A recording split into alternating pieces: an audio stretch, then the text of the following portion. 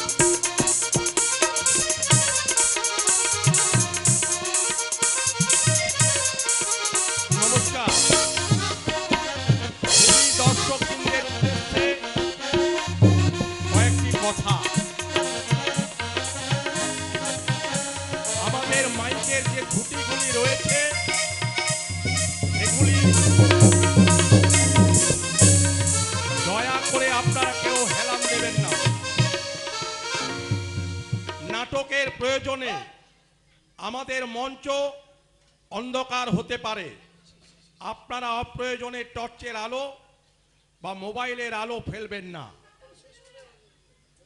ঘোষণাটি এখানেই শেষ হলো।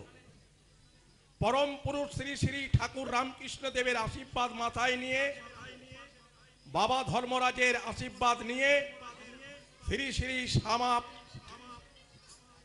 মাকে শতকোটি প্রণাম জানিয়ে শুরু করতে চলেছি বাস্তবধর্মী এবং বর্তমান সমাজের এক জ্বলন্ত প্রতিচ্ছবি, অশ্রু সজল সামাজিক যাত্রাপালা মাটির মহল।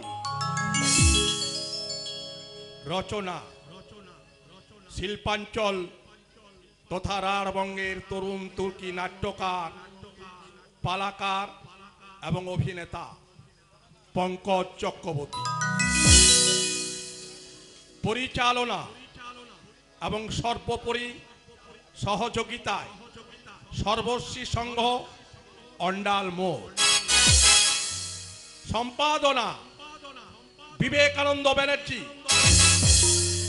প্রয়োগ ভাবনা অরবিন্দ ব্যানার্জি। সহ নাট্য নির্দেশনায় অশোক বন্দ্যোপাধ্যায়। সুর সুবীর চৌধুরী। আলো ধ্বনি সাজসজ্জায় জয়গুরু নাট্যনিকেতন পখন্না। পরিবেশনায় বিবেকানন্দ স্মৃতিসংঘ অন্ডাল গ্রাম। নাট্য নির্দেশনা আশিস দত্ত। শুরু হচ্ছে আজকের যাত্রাপালা।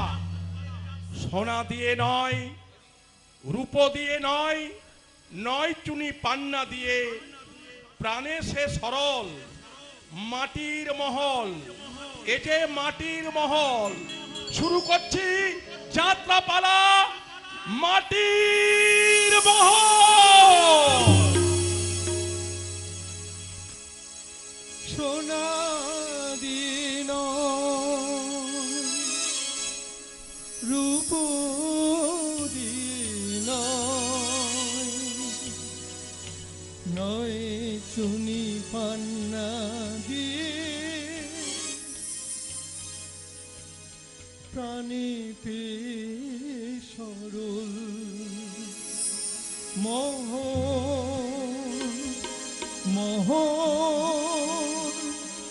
এই যে মাটির মোহ মাটির মোহ মাটির মোহ।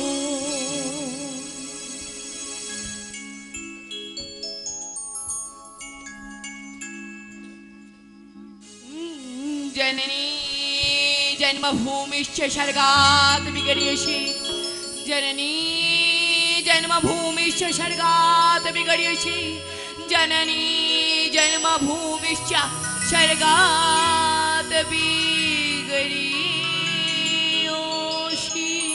বলো মা বলো, চুপ করে থেকো না, বলো মা বলো, তারপর কি হলো? তারপর নেমে এলো সেই ভয়ঙ্কর রাত। ওর বাবা চটকলে চাকরি করতে গেল, কিন্তু ফিরে এলো একটা লাশ। হ্যাঁ, চটকলে শ্রমিকরা যখন অ্যাক্সিডেন্ট বলে চিৎকার করে উঠলো, তাদের চিৎকারের সঙ্গে সঙ্গে বুঝে গেল আমার সেটাই সিঁদুর, ভেঙে গেল হাতের শাখা। মা! আমার সংসারে নেমে এলো তীব্র অভাব, আর সেই অভাব সহ্য করতে না পেরে বাধ্য হয়ে ফিরে এলাম আমি পুরনো পেশায়। কি লজ্জা, কি লজ্জা! টাকাই ভরিয়ে দিলাম তোমার মায়ের জীবন।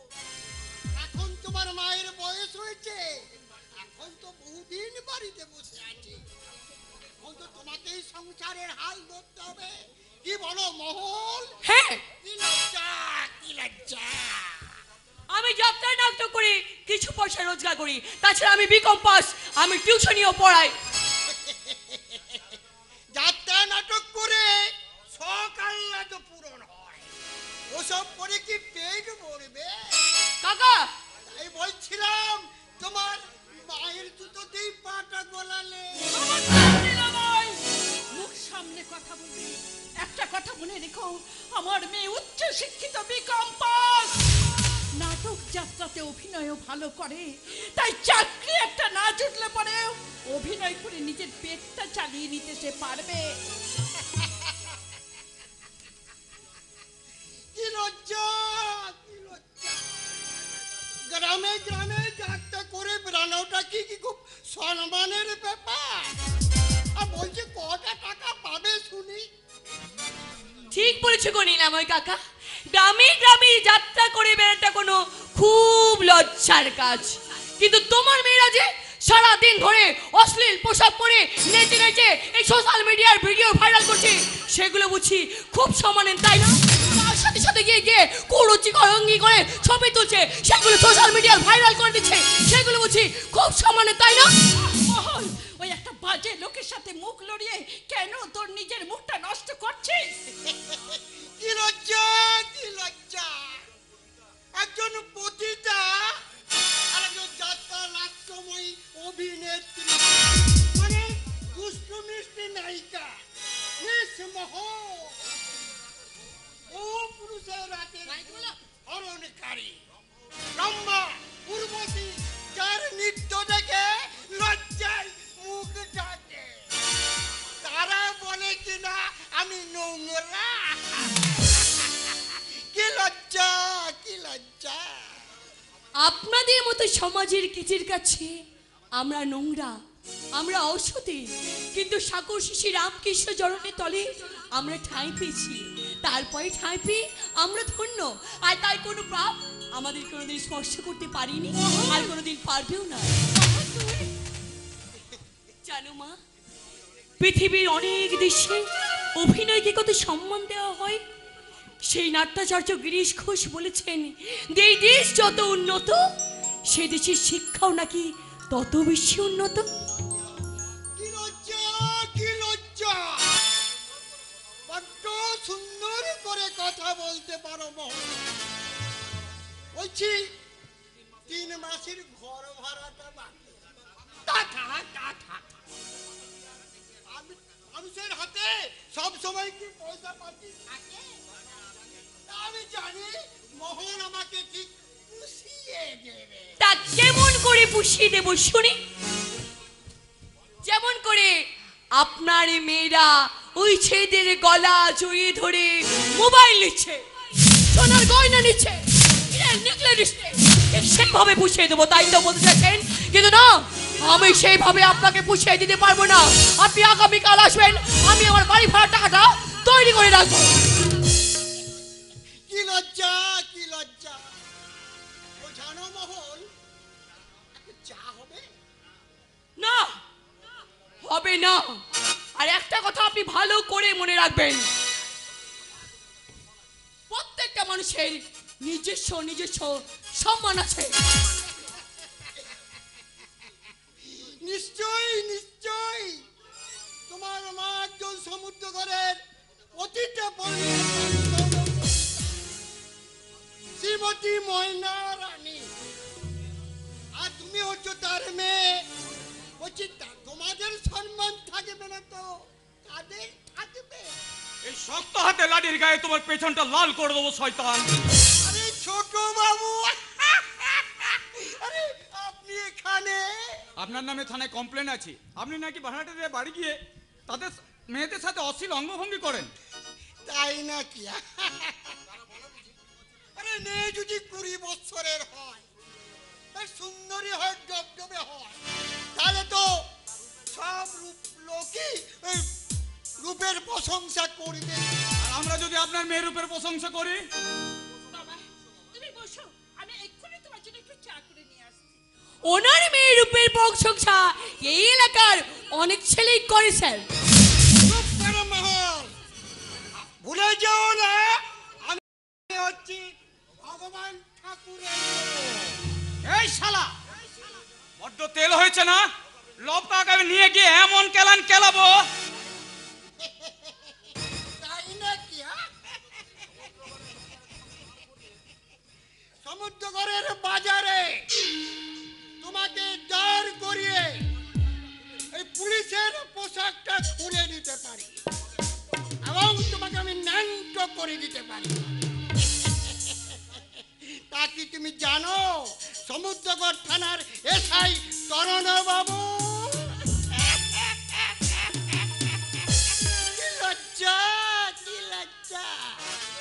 ভুলেও ভুলে যাও না আমি হচ্ছি ভগবান ঠাকুরের লোক। ভগবান ঠাকুর, ভগবান ঠাকুর, ভগবান ঠাকুর, ভগবান ঠাকুর হচ্ছে এক মূর্তিমান শয়তান। তরুণ বাবু, সমস্ত করে আকাশে বাতাসে ভিসিয়ে দিয়েছে। আকার তরুণ বাবু, চাপকে বেড়ে চামড়া তুলে সেসব অমানুষদের যারা এই সমুদ্রগড়কে রক্তাক্ত করতে চাইছে, পারবে না, পারবে না, তোমরা কেউ কিচ্ছু করতে পারবে না।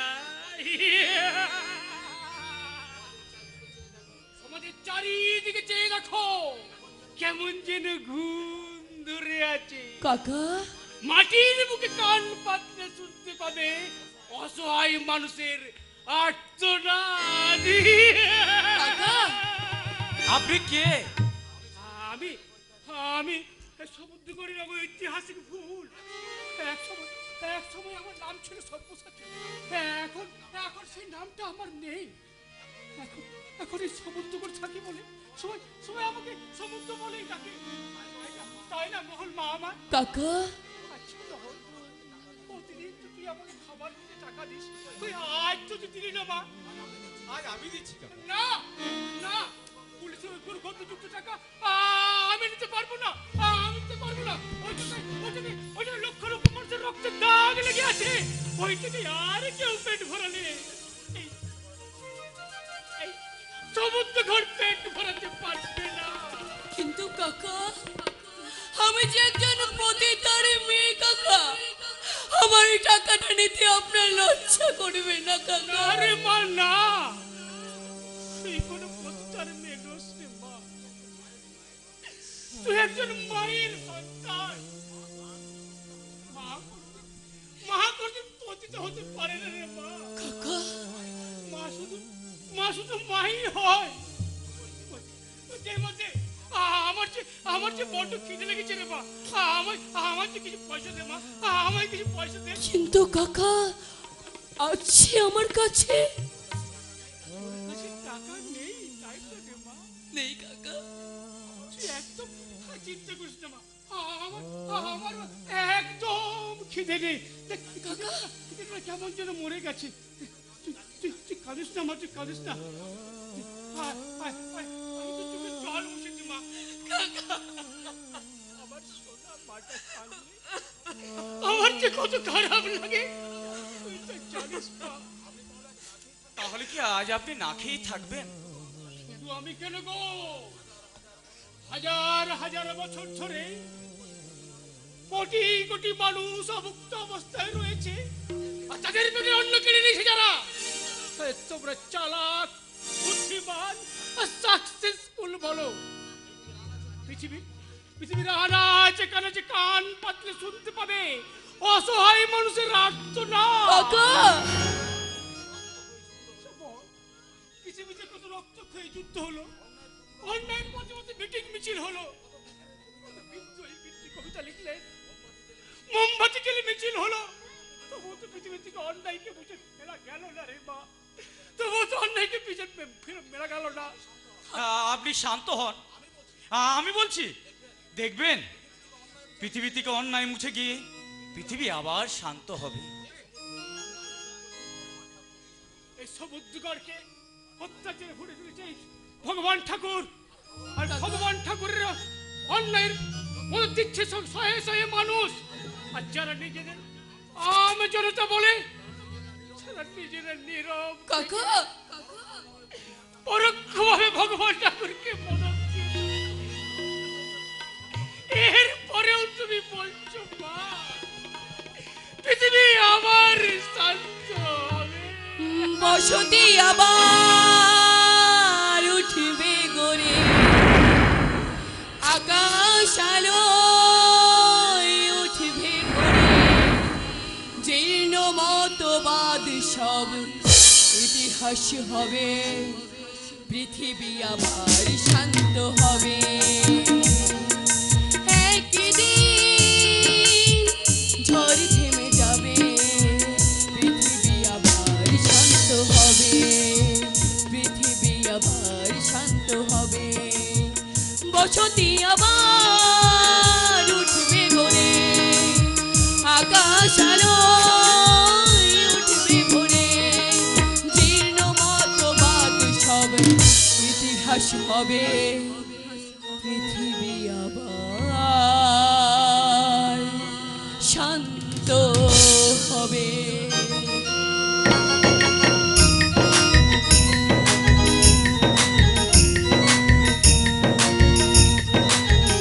দিল খোকা হয়েছে না,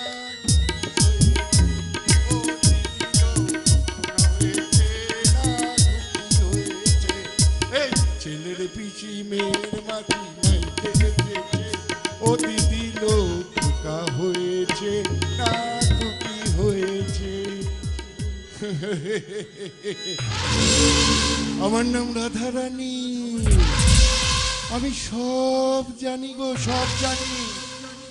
কি হলো গো, তোমাদের ছেলে হয়েছে না মেয়ে হয়েছে? ছেলে হলে কোনো চিন্তা নেই, কোলে করে তুলে নিয়ে এরকম করে ভালো করে নাচিয়ে দেব, আর নাচাতে নাচাতে গান গাইবো। আর মেয়ে হলে শুধু নাচাবো না গো, তাকে নাচিয়ে নাচিয়ে আদর করে আমার নজরের সামনে রাখবো। মেয়েটা যখন একটু বড় হয়ে যাবে, তার শরীরে যৌবন আসবে, তখন মেয়েটাকে আমি নিয়ে গিয়ে বিচে দেবো দুবাই না হলে সৌদি আরব। আমার নাম রাধারানী, আমি সব জানি গো, সব জানি।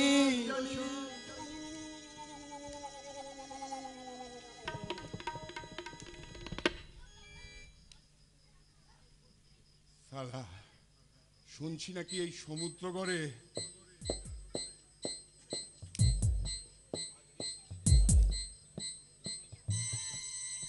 বেশ কিছুদিন ধরে একটা মাল বেশ ডাবকা হয়েছে। মালটার নাম নাকি মহল। শুনেছি ওর মা নাকি একজন পতিতা, কিন্তু মাগি নাকি খুব ভালো যাত্রা নাটক করে। শরীর বিচতে চাই না, না ওকে শরীর বিচতেই হবে, না হলে এই রাধারানী লাখ লাখ টাকা কামাবে কি করে? তাই তো ওই মেয়েটাকে আমার চাই। মাগির নাকি বড় দেমাক। আর শুনলাম আজ নাকি ওই সমুদ্রগড়ের মুক্ত মঞ্চে কিছুক্ষণ পরে ওদের রিহার্সেল শুরু হবে। না যাই, আমি না রাধারানী আড়াল থেকে গিয়ে ওদের রিহার্সেলটা দেখি। আর দেখতে দেখতে দেখি আমার ওই ডাবকা ছুরি মহল রানী কিরকম যৌবনবতী হয়েছে। ও দিদিল খোকা হয়েছে।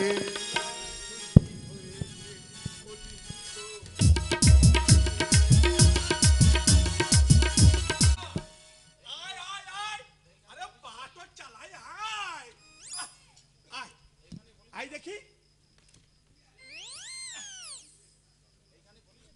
এইখানেই বলেছিল তো, হ্যাঁ এইখানেই বলেছিল। দেখ তো তোর কাছে ফোন নম্বরটা রয়েছে, ওই ফোন নম্বরটা দে তো। আছে? দে দে। আমি সবাই রেখেছি। দে ফোনটা করে দেখি।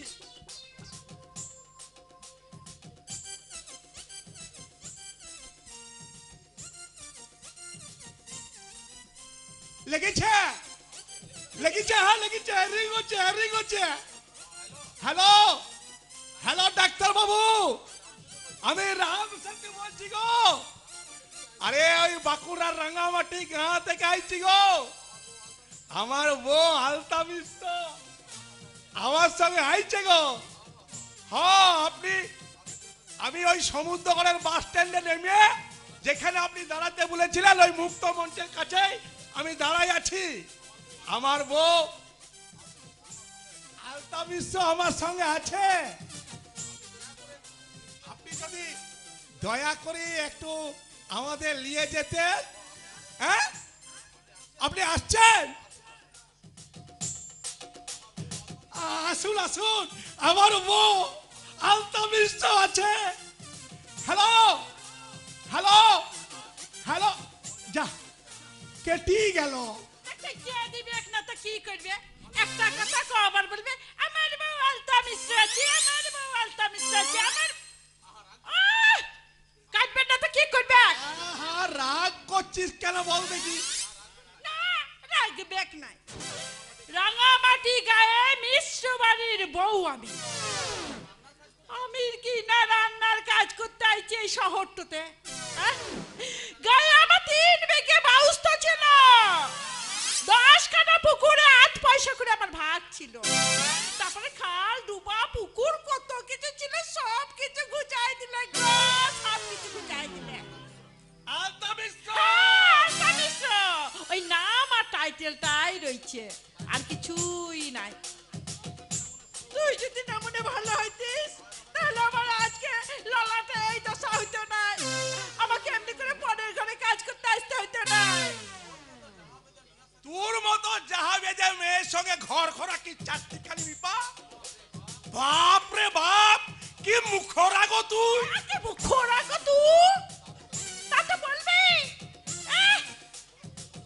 বসে বসে খাইছে আর গায়ের দানা যাত্রা করে করে আমার সমস্ত সম্পত্তিগুলো গুছাই দিছে গো, সমস্ত সম্পত্তিগুলো। তোর যে আমার উপর রাগ না, তুই বুঝতে পারছিস তুই একদিন আমাকে মার্ডার করে দিবি। কত তোর খেকো 25 বছর ধরে তোর সাথে আমার বিয়াটা হয়েছে 25 বছরে তোকে আমি 50 বার মার্ডার করে দিচ্ছি পারি না বটে আমি একটু হর করা বটি তো তাই আমাকে তুই মাটার তো করতে পারিস ও বুঝলি হালতা আমি বুড়াই গেলে না তুই আমাকে নির্ঘাত মাটার তো করেই ছাড়বি মুখ পোড়া তুই বুড়াই যাবি আর আমি জোয়ানটা থাকবো লাই দেখলে কথা শুনলে আমার অষ্টঙ্গ জ্বলিয়ে যায় কপালটাই খারাপ আমার তা না হলে তোর মতো ডেগলা মুখের সাথে আমার বিয়ে হবে কেন আমার জীবনটা জ্বলে পুরো ছারখার হয়ে গেল ঘরে বসে বসে খাচ্ছে আর আমার সম্পত্তিগুলো একে একে সব গুজাই দিচ্ছে গো এখন নিজের গা ছেড়ে এই শহরটাতে আসতে হলো ঝিয়ের কাজ করতে এই মুখ সামলে কথা বলবে আলতা মিশ্র আমি তোর স্বামী আমি তোর জ্ঞান্ত দেবতা বটি জ্যান্ত দেবতা হ্যাঁ? আমার সেই পুরো গরু আরে চুপ কর ছি, ছি, ছি, ছি, ছি, ছি, ছি, ছি। তোর মুখ দেখাও পাপ কে বলছে আমার মুখটা দেখতে কে বলছে আমার মুখ দেখার দরকার নাই আমার মুখ না দেখাই ভালো তোর মতো মরদ আমার দরকার নেই। দরকার হবে কেন আমার মতো মরদে তোর জামাই দাদা রয়েছে যে আহা, আমার জামাই দানা তোর থেকে অনেক ভালো ভালো তো হবে কি তা জানা এই জামাই দাদার ঘরেই জানা ওর ঘরে ভাত খাগা আমার এইখানে পড়িয়েছিস কি জানিয়ে আল ভরা এই গবিরা বলছি আজকে আমি তোকে মেরেই দেবো। এই গবিরা বলছি আজকে মেরে দেবো। এই গবিরা বলছি এই গবিরা এই বল খাবো না। এই আলাদি। একি তোমরা এভাবে মারামারি করছো কেন?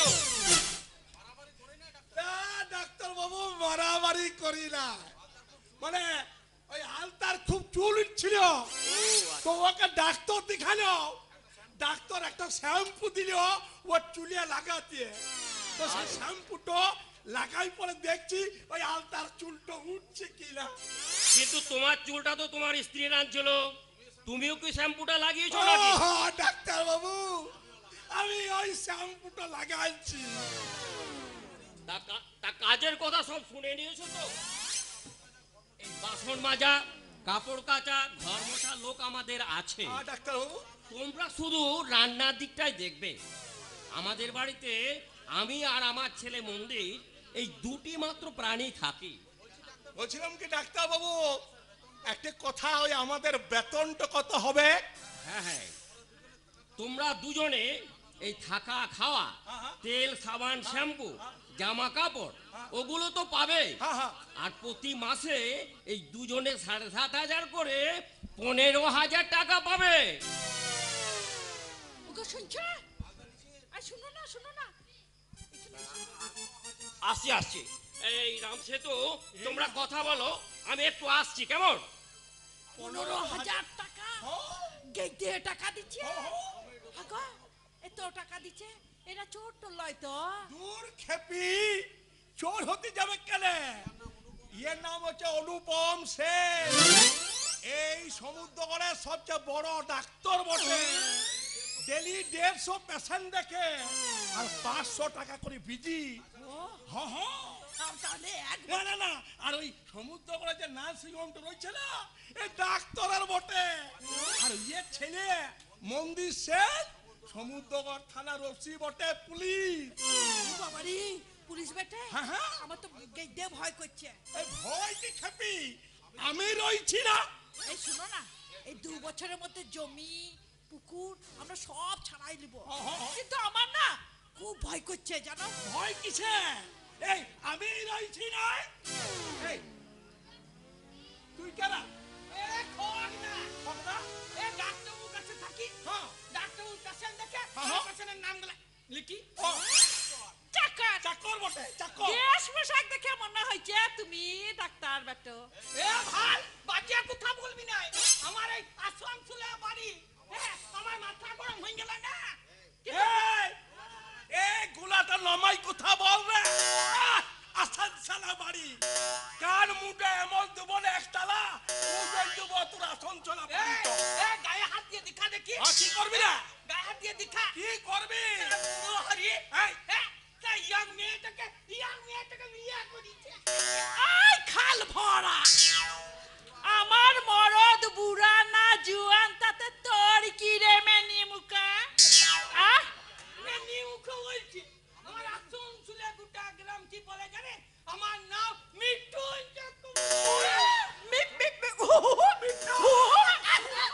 তুই যদি মিঠুন হোস তাহলে আমাদের আর বেঁচে থেকে লাভ নাই আজই গলায় দড়ি দিয়ে মরব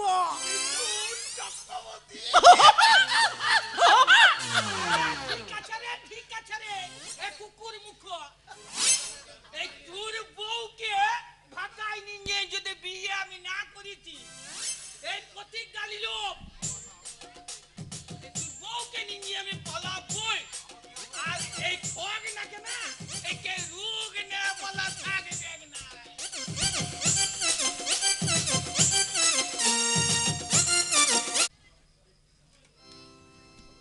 ওই তো ও ও ও ও ও- ওই তো একদম সামনে মহল। ইস, শালারি কি রূপ রে! দেখে আমার শরীরে শালা শিহরণ জাগছে। ওই তো মহল, তার পিছনে দারোগা মন্দির সেন, আর পিছনে ওই এসাই তরুণ। আরে বাপরে, এই হলো মহল রানী, শালা রূপের যৌবনবতী। না, যেমন করেই হোক এই সমুদ্রগড় থেকে এই মহলকে আমার হাতে তুলতেই হবে। তারপর ওকে তুলে নিয়ে গিয়ে আমি বিচার ব্যবস্থা করবই। না, এখন ভালো মানুষের মতো আমি রাধারানী সেজে ওই স্টেজের পিছন থেকে দেখি না ওরা কি রকমের রিহার্সেল করছে। আমার নাম রাধারানী, আমি সব জানি গো, সব জানি।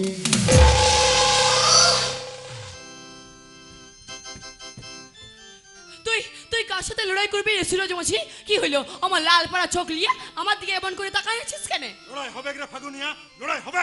সুরজ মাঝি, আহা, সুরজ মাঝি নাম আমার। হাজার বছর ধরে দেশের আদিবাসীদের উপর পড়ছে অত্যাচারের চাবুক। আমি হায়ার সেকেন্ডারি পাস করেছি, লেকিন এটা চাপরাসি নগরী আমার জুটলো নাই। এদিকে আমাদের জল, জঙ্গল, পাহাড়, মাটি সব কিছু খতম করে দিচ্ছে এই মুনাফাখোর শয়তানের দল। ওরকম বলিস না সুরজ মাঝি, ওরা যদি জানতে পারে ওরা তোকে খতম করে দিবে। তাদের আমার সন্তালি খুন আছে, আমি বাঘকে ডরাই না। এরা তো মানুষ বটে। মানুষই ওই বাঘের চেয়েও বেশি ভয়ঙ্কর আছে। ওই বাঘের পেটে ক্ষুধা না থাকলে বাঘ শিকার করে লাই। আহা, আর এই মানুষ গেলান এদের পেটে যত কম ভুক থাকে মনে তত বেশি লালসা থাকে। সুরজ মাঝি, কুদরত আমার বোঙা বাবার দান আছে। আমাদের সেই জল, জঙ্গল, পাহাড়, মাটি সবকিছু এরা খতম করে দিচ্ছে। আমাদের জঙ্গলে যেখানে সেখানে রিসর্ট বানাচ্ছে, জঙ্গল কেটে সাফ করে বানাচ্ছে বাবুদের ভর্তির জায়গা। এমন করে বলিস না সুরজ মাঝি, তুই যদি ওদের সঙ্গে লড়াই করিস আমাদের এই যুব সম্প্রদায় তোর কেউ সাথ দিবে লাই। আজ ওরা বুঝতে পারছে না রে ফাগুনিয়া, লেকিন তুই দেখবি আদিবাসী একদিন জাগবে। আদিবাসীকে জাগতে হবে। আদিবাসী না জাগলে জল, জঙ্গল, পাহাড়, মাটি সবকিছু খতম হয়ে যাবে। বলিস লাই সুরজ মাঝি, এমন করে বলিস লাই। এই ফাগুনিয়া তোর বহু আছে, তোর যদি কিছু হয়ে যায়। তোর কিছু হবে না রে ফাগুনিয়া, তোর কিছু হবে না। আমাকে, আমার বোঙা বাবা আছে তোর সাথে। তুই আমাকে বাধা দিস না ফাগুনিয়া, তুই আমাকে বাধা দিস না। এবার শক্ত হাতে টাঙ্গিটা ধরতে হবে, কারে তীর চুয়াতে হবে, জল জঙ্গল বাজাতে। দরকার হলে আমি বুকে তাজা রক্ত দেব, লেকিন জঙ্গল খারাপ করতে দেব না।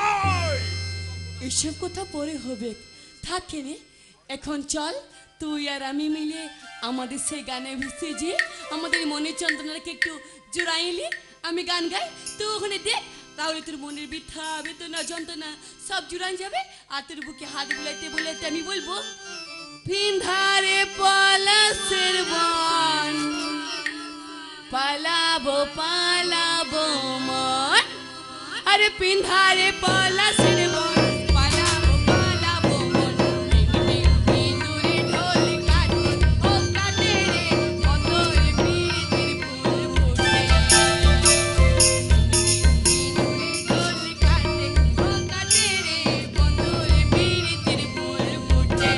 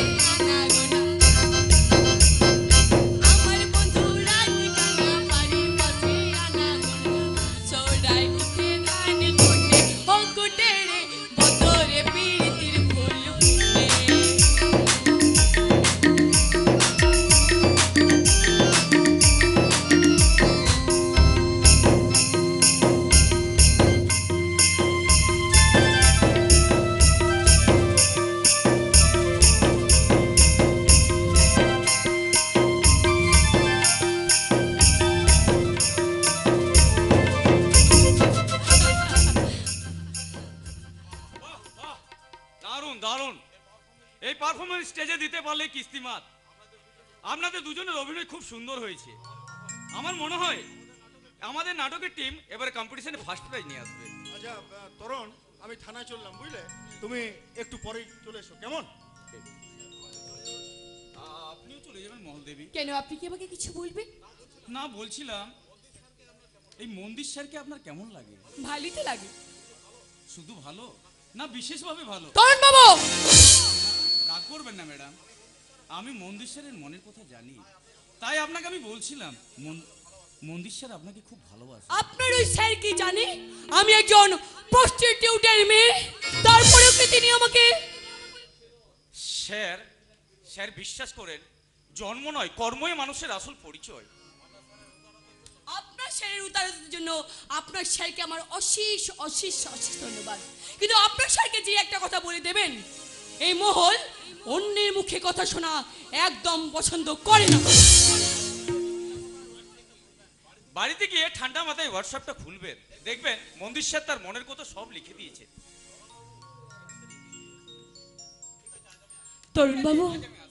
তরুণ বাবু কিসের ইঙ্গিত দিয়ে গেলেন? সত্যি কি মন্দির আমাকে ভালোবাসে?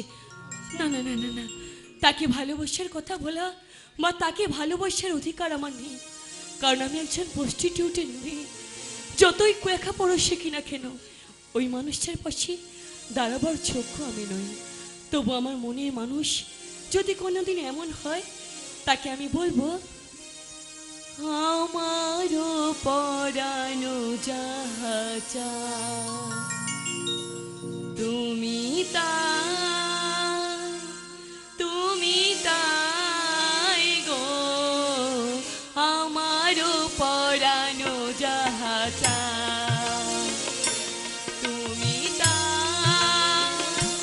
তুমি তাই গো, আমারও পরানো যাহা চায়।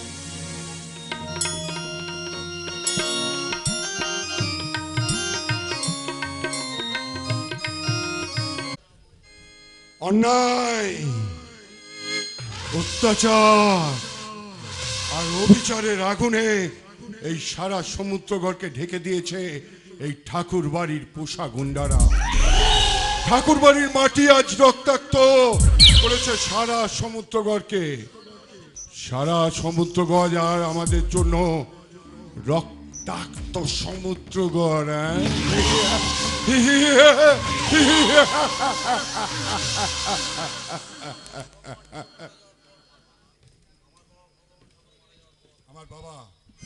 আমার বাবা ভগবান ঠাকুর মারা যাওয়ার পর এই ঠাকুর পরিবারের মালিক হব একমাত্র আমি। কিন্তু আমার পথের কাটা দুজন, আমার বড় ভাই আর আমার বোন। কিন্তু তারা যদি আমার পথের কাটা হয়, না, মিশিয়ে দেব। আমি একদম ধুলোর সাথে তাদেরকে মালিয়ে দেব। সব ধুলোয় আমি মিশে আছি, সব অপমানে আমি জেগে আছি, মুচড়ে পড়া হৃদয়ে আমি ঘুমিয়ে আছি, শত শত বিষাক্ত দৃষ্টিতে আমি বেঁচে আছি, আমি বেঁচে আছি, হিংস্র সভ্যতার নিষ্ঠুর পরিহাসে আমি বেঁচে আছি, আমি বেঁচে আছি। এই দাদা, দাদা রে, তুই কবিতা লিখছিস? লেখ লেখ লেখ লেখ দেখতে দাদা। এই কবিতা লিখে না তোর ওই হৃদয়ের যত ভারাক্রান্ত সবগুলোকে একটু হালকা করে নে রে দাদা, হালকা করে নে। হচ্ছে না রে ভাই, কিছুতেই আমার বুকটা হালকা হচ্ছে না। আমি কিছুতেই ভুলতে পারছি না যে আমি ঠাকুর পরিবারের সন্তান, এই সমুদ্রগড়ের ঠাকুর পরিবারের সন্তান, যে ঠাকুর পরিবারের জন্য আজ এই সমস্ত সমুদ্রগড়টা রক্তাক্ত সমুদ্রগড়। রক্তাক্ত সমুদ্রগড়টা কোনোদিনও শান্ত হবে না যতদিন না এই ঠাকুর পরিবারটা ধ্বংস হবে। আচ্ছা, যদি বাঁচতে চাস তাহলে তাহলে তুই আমার কথা শোন, তুই আবার নিউজিল্যান্ডে ফিরে যা। মা চুপ কর তুই। প্রতিনিয়ত এই সমুদ্রগড়ের মানুষ চায় এই পরিবারটা ধ্বংস হোক। মানুষের অভিশাপ, তোর কি ভয় লাগে না দুর্জয়? ভয় কেন লাগবে মা? তোমার ওই সতর্কতার বাণী আমার ভাই দুর্জয় ঠাকুর আর আমার বাবা ভগবান ঠাকুরের হৃদয়কে কোনোদিন দুর্বল করে দিতে পারবে না মা, কারণ ওদের হৃদয় যে পাথর দিয়ে গড়া মা। দাদা কি বলছিস তুই? আমি যখন নিউজিল্যান্ড থেকে এলাম, কত স্বপ্ন দেখে আমি এলাম। আমি ভাবলাম আমার এই জন্মভূমি সমুদ্রগড়কে আমি সুজলা সুফলা সুন্দর করে গড়ে তুলব, কিন্তু আমার বাবা আর তুই এই সমুদ্রগড়কে নরক করে রেখেছিস। নরক। নির্মল, আমি তো কিছুই বুঝতে পারছি না। পাথরকে কোনদিন কাঁদতে দেখেছিস রে ভাই? কিন্তু পাথরকেও ক্ষয়ে যেতে হয় রে। কেন এত অন্যায় করছিস? কি বলছিস কি তুই? আমি কি এমন অন্যায় করেছি? এক সময় সমুদ্রগড়ের জমিদার ছিল এই ঠাকুর পরিবার। সমস্ত সমুদ্রগড়ে সীমাহীন অত্যাচার করেছে ওই ঠাকুর পরিবার। আজ জমিদারি নেই, কিন্তু তুই আর আমার বাবা মিলে দুজনে এই সমুদ্রগড়ে গড়ে তুলছিস বহুতল আবাসন। আমরা বহুতল আবাসন করছি, এতে অন্যায় কি আছে? বহুতল আবাসন করে আমরা ব্যবসা করছি আর কামিয়ে নিচ্ছি মুঠো মুঠো টাকা। কিন্তু লোকের জমি কেড়ে নিচ্ছিস, লোকের জমি জোর করে লিখিয়ে নিচ্ছিস, এগুলো অন্যায় নয়? একটা কথা মনে রাখবি, এগুলো সব মিথ্যা কথা।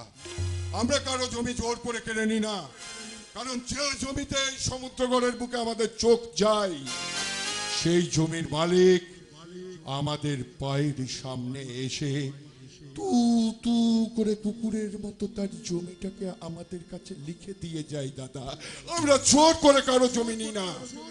নিয়েছো এই কথা জোর করে আমার জমি কেড়ে নিয়েছো। আমার জমি কেড়ে তোমার বাবা ভগবান ঠাকুর কেড়ে নিয়েছে আমার সোনার সংসার। আমার 3 বছরের সন্তান আর স্ত্রী, এই নিয়েছিল আমার সংসার। কে আপনি? আমি আমি সমুদ্রগড়ের ঐতিহাসিক ভূল। এই সমুদ্রগড়ে আমার 15 কাঠা জমির উপর একটা বিশাল বাড়ি ছিল। আমার স্ত্রী 3 বছরের সন্তান, এই নিয়েছিল আমার সংসার। তারপর আমার এই 15 কাঠা জায়গাটার উপর বৃষ্টি পড়ে জমিদার রক্তচক্ষু হলো ভগবান ঠাকুরের। সেখানে ফ্ল্যাট বাড়ি তৈরি করবো বলে আমার কাছে জায়গাটা কিনতে চাইলো, জানো? কিন্তু আমি না জায়গাটা বিক্রি করতে চাইনি। আমি জায়গাটা বিক্রি করতে চাইনি। তারপর না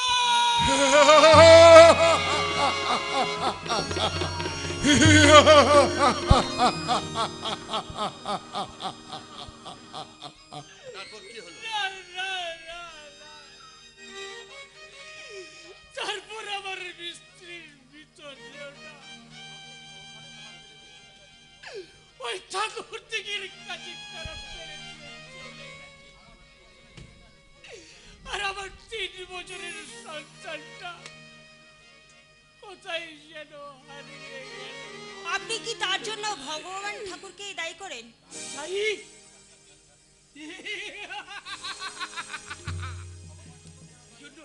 ভগবান ঠাকুর কার দায়ী হবে গো? ভগবান ঠাকুর কার দায়ী হবে? ভগবান ঠাকুরের শরীরে যে বইছে জমিদার রক্ত, অত্যাচার, অবিচার, অন্যায়, এগুলো তো ভগবান ঠাকুরের অধিকারের মধ্যে পড়ে। তাই ওই যে উপরে বসে আছে, হাজার হাজার বছর ধরে দুর্বলের প্রতি যে অত্যাচার হয়ে চলেছে, আর ওই উপরওয়ালা মুখ টিপে টিপে আসছে গো, মুখ টিপে টিপে আসছে। হাসো হাসো, তুমি হাসো, তুমি হাসো।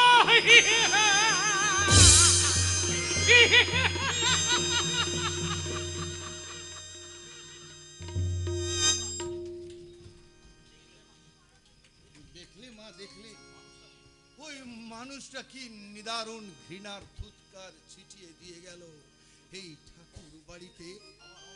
আমার অন্তর, আত্মা, বিবেক আমাকে প্রতিনিয়ত ধিক্কার দেয় মা, ধিক্কার দেয়। নির্মল, আমি ভগবান ঠাকুরের বড় ছেলে, এই পরিচয়টা থেকে আমি মুক্তি পেতে চাই মা। তার সম্ভব আমি নয় রে নির্মল, মুক্তি পেতে চাই। তার কোনোদিনও সম্ভব নয়। মুক্তি। আচ্ছা দুর্জয়, হ্যাঁ মা। তোর তো গর্বে বুকটা ভরে উঠছে। তুই এই ভগবান ঠাকুরের ছেলে, নিশ্চয়। পরিবার বংশে তুই সদ্যজাত। নিশ্চয় ধনীজি বাড়িতে জন্মগ্রহণ করাটা একটা অহংকারের ব্যাপার মা। আচ্ছা দুর্জয়, এই ঠাকুর বাড়ির বোবা কান্না কি তুই শুনতে পাস না, দেখতে পাস না? ওই সমুদ্র গড়ে রক্তে ভেজা মাটি মাটি। হ্যাঁ, আমি তো মা, তাই বলছি যদি ভালো চাস তাহলে তুই শুধরে নে, নইলে নইলে নইলে নইলে তোর ভবিষ্যৎটা গাঢ় অন্ধকারে পড়ে যাবে।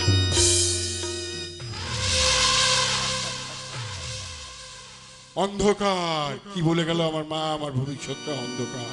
না মা না, আমার ভবিষ্যতে কোনো অন্ধকার নেই, আছে শুধু আলো।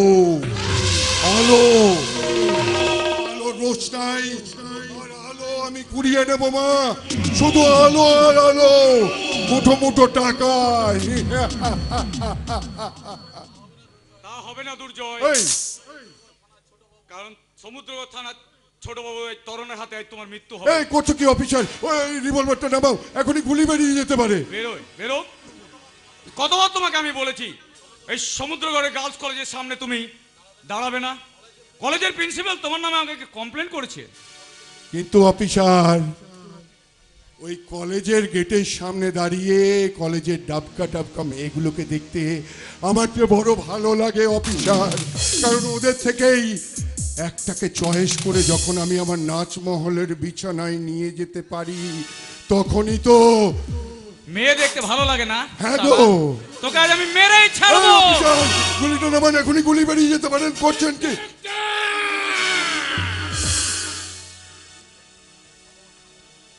ভগবান ঠাকুরের বন্দুকটা ভীষণ বেহায়া, নির্মম ভাবে মানুষ খুন করতে এতটুকু লজ্জা করে না। স্যার, আমি যখন একটাই জুতো পায়ে দিয়ে রাস্তায় হাঁটি, তখন একটা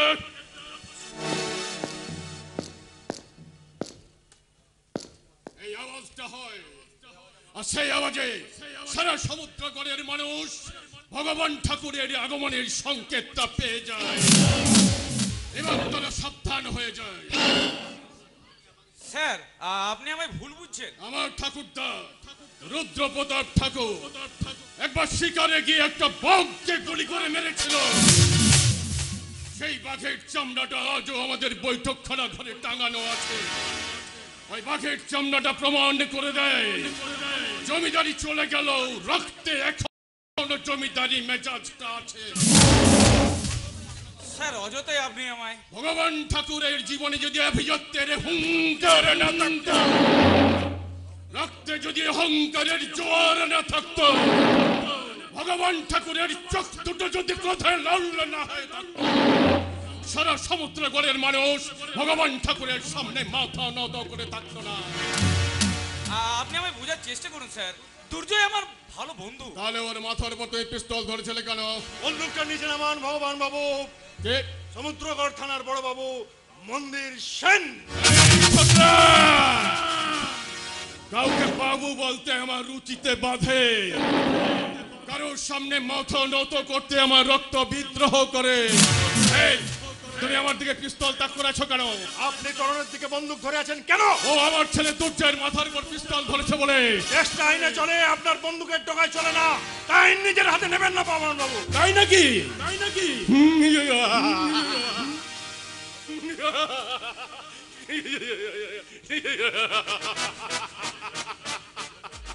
নতুন এসেছো তাই জানো না, এই সমুদ্রগড়ে ভগবান ঠাকুরই হচ্ছে আইন।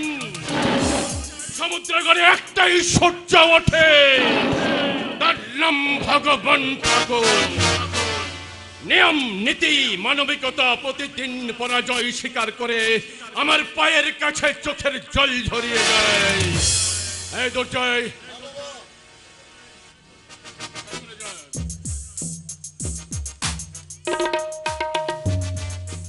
অফিসার, একটা কথা মনে রাখবেন, এই সমুদ্রগড়ের বায়ু বড় বিষাক্ত, তাই একটু সাবধানে আপনি না নিঃশ্বাসটা নেবেন। মনে রাখবেন, এই ঠাকুর পরিবারের ঐতিহ্যের উপরে হাত দিতে গেলে হাতটা কিন্তু আপনার শরীর থেকে কখনো খসে যেতে পারে। You understand? By better understand. আর তরুণ, আমি কিন্তু মনে রাখবেন ভগবান বাবু, আপনার সমস্ত পাপের হিসাবের খাতাটা নিয়ে এসে এই মন্দির সেন আপনার সামনে একদিন না একদিন এসে দাঁড়াবে। তোমার হিসেবের খাতাটার ওপর আমি আমার নাকটায় জুতো পা দিয়ে মারিয়ে চলে যাব। তোমার খাতার পাতায় লেখা অক্ষরগুলো চিরদিন পরাজয়ের গ্লানি নিয়ে খাতার মধ্যে বন্দী হয়ে থাকবে। Oh stop stop, you are a totally abnormal person. এই ছোকরা, আমাকে লাল চোখ দেখিও না। কেউ লাল চোখ দেখালে তার চোখ দুটোই উপড়ে নেবে, তাই না ড্যাডি? ও, ইনি বোধহয় আপনার মেয়ে, তাই না ভগবান বাবু? বাহ বাহ বাহ, একদম বাপ কা বেটি। কারণ চলে এসো। আসি দিদি। ড্যাডি, আজ কিন্তু আমি বাসে করে কলেজে যাব। না, কেন ড্যাডি? আমার বন্ধু বান্ধবরা সবাই মিলে বাসে যায়, তাহলে আমি কারে চেপে একা আমার বোর লাগে। আর তাছাড়া সবাই মিলে বাসে একজন মিলে কলেজে গেলে খুব ভালো লাগবে ড্যাডি। শান্তির, তুই ভুলে যাস না তুই ঠাকুর পরিবারের মেয়ে। তোর পাঁচটা ছাত্র ছাত্রীর মতো বাসে করে কলেজে যাওয়াটা মোটেই শোভা পায় না। তোকে না কতবার বলেছি তুই আমাকে ড্যাডি বলে ডাকবি না। তাহলে কি বলে ডাকবো ড্যাডি? বাবা। কিন্তু আমার বন্ধুরা? তোর সব বন্ধুদের সাথে তুই নিজেকে গুলিয়ে ফেলস না তিতি, কারণ তুই ভগবান ঠাকুরের মেয়ে। হ্যাঁ, ঠাকুর পরিবারের মেয়ে তুমি, তাই সব সময় শরীরের অহংকার লাগিয়ে পারফিউম ছড়িয়ে বেড়াবে। আর যেখানে যাবি সেখানে ঠাকুর বংশের আভিজাত্য পতাকাটা টাঙিয়ে দিবি। বিরাজ, ওরে বাবা, কি শুরু হয়ে গেছে? আমি এখানে কেটে পড়ব। নিজে সারা জীবন অহংকার অন্ধকারে কাটিয়ে দিলে, আর তোমার ছোট ছেলে দুর্জয় তাকেও জাহান্নামে ফাটিয়েছো, আর তোমার মেয়েটাকেও শেষ পর্যন্ত কিনা। তোমার বড় ছেলে নির্মলের কথা বললে না তো? নির্মলকে নিয়ে আমি কোনো চিন্তা করতে চাই না, ও একটা মানুষের মতো মানুষ। ওটাই তো আমার কাছে সব থেকে বড় ভয় হয় বিরাজ। তার মানে? দুর্জয়কে নিয়ে আমার কোনো চিন্তা নেই, ও একটা বাঘের বাচ্চা। তিতিরকে আমি নিজের মতন করে গড়ে তুলবো, কিন্তু নির্মলকে নিয়ে না ভাবলেও চলবে। আর যদি নির্মলে ভালো চাও তাহলে ওকে ওর মতো বাঁচতে দাও। বিরাজ, আমার বড় ভয় হই গো। প্রজন্মের পর প্রজন্ম ধরে এই ঠাকুর বংশ অনেক অত্যাচার করে আসছে, সেই পাপের ফল আজ পর্যন্ত করে বেড়াচ্ছে। আর সেটা তুমি তো ভালো করেই জানো। সেই সব কড়াই গন্ডাই তোমাকে মেটাতে হবে, তা তো তুমি ভালো করেই জানো। তুমি স্ত্রী হয়ে আমাকে অভিশাপ দিচ্ছ বিরাজ। অভিশাপ নয় গো, অভিশাপ নয়, শুধু দৈবিকও নয়, বৈজ্ঞানিকভাবে আমি তোমাকে বোঝাতে চাইছি, মানুষের সব কর্মের ফল এই মানসিক অত্যাচার সবকিছু সহ্য করে। আমার খেতে দেবে, চলো কলেজে আমার দেরি হয়ে যাচ্ছে। তিতি শোন। হ্যাঁ বলো মা। জীবনে যদি কোনোদিন এমন একটা মানুষ তুই খুঁজে পাস যে তোকে স্ত্রীর মর্যাদা দিয়ে একসাথে পথ চলা শুরু করবে, আর তার সাথে তুই যদি ঘর বাঁধতে চাস, তবে তুই একটা কথা জেনে রাখ, কেউ যদি তোর সঙ্গে না থাকে, তোর এই মা তোর সাথে সব সময় থাকবে রে দিদি, সব সময় থাকবে। শান্তির, তোর মায়ের শেখানো পথে যদি তুই হাঁটিস, তাহলে একটা কথা মনে রাখবি, আমার ওই বন্দুকের নলটা ও কিন্তু স্ত্রী পুত্র কন্যা পরিবার কিচ্ছু বোঝে না, ও শুধু বোঝে ঠাকুর বংশের মর্যাদা। তাই ঠাকুর বংশের সম্মানে যদি কোনো আঘাত আসে, তাই বন্দুকের নলটা কিন্তু তার বিরুদ্ধে গর্জে উঠবে। কথাটা মনে রাখিস। কি যে বলে গেল, আমি তো মাথা মুন্ডু কিছু বুঝতে পারলাম না। যাকে যা বলছে বলে গো, আমারও তো ভাবলে চলবে না। কিন্তু আমি যে অনলাইনে একটা মোবাইল অর্ডার দিয়েছিলাম, কিন্তু সোনু বলেছিল মোবাইলটা নিয়ে আসবে। আমার মন বলছে সোনু আসবেই আসবে। ম্যাডাম, আপনার মোবাইলটা চলে এসেছে, এখানে একটু সাইন করে এই মোবাইলটা একটু নিয়ে নিন। দাঁড়ান আগে দেখি এতে মোবাইল আছে না আপনি ইট ভরে নিয়ে চলে এসেছেন। সে আপনি দেখে নিতে পারেন। থাক, সাইন করেও লাভ নেই, খুলেও লাভ নেই। আচ্ছা, তোমার জন্য কলেজ ক্যান্টিনে আমি 2 ঘন্টা ওয়েট করেছি, কেন তুমি এলে না বলো তো? সংকিতি, আমি কলেজ ক্যান্টিনে যাই না আড্ডা মারতে, ঠিক আছে? আমি সেখানে যাই পড়াশোনা করতে। বাজে কথা বলিস না সোনু। তুই কি জানিস যে আমি তোকে কত ভালোবাসি? তুই আমাকে ভালোবাসিস সেটা তোর ব্যাপার, তা নিয়ে আমার কোনো মাথা ব্যথা নেই। জানিস আমি কত বড় লোকের ঘরের মেয়ে তুই জানিস? তাতে আমার বয়ে গেল, তুই বড় লোকের মেয়ে না গরিব লোকের মেয়ে তাতে আমার কোনো যায় আসে না। আরে ভাই, আমার এই পেটটা না আমাকে নিজেই চালাতে হয়, তাই তাই সেজন্য তো রোদ বৃষ্টিকে এড়িয়ে তুই আমার হাত ধর, দেখবি সব কিছু ঠিক হয়ে যাবে, কারণ আমি যে বড় লোকের মেয়ে। আমি চলি শুনুন। এই শুনুর বাবা মায়ের কোনো পরিচয় নেই, সমুদ্রগড়ের একটা টালির বাড়িতে আমি থাকি, তাই একটা অনলাইন ডেলিভারি বয়ে কাজ করে আমার নিজের পেটটা চালাই। আমি যে অভাবী মানুষ রে। তাই তাই কি কি হয়েছে তাই তো? তাই বলছিলাম, তুই এত বড় বংশের একটা মেয়ে, তাই তোর সঙ্গে আমার সম্পর্কটা মেনে নেবে না রে। খুব হয়েছে, খুব হয়েছে। কেউ মানুক আর না মানুক তোকে এত মাথা ঘামাতে হবে না। শুধু একটা কথা জেনে রাখবি, আমি যে শুধু তোকেই ভালোবাসি রে সোনু, শুধু তোকেই ভালোবাসি। আর তাই তো তোকে ভালোবেসে আমি কি বলি জানিস?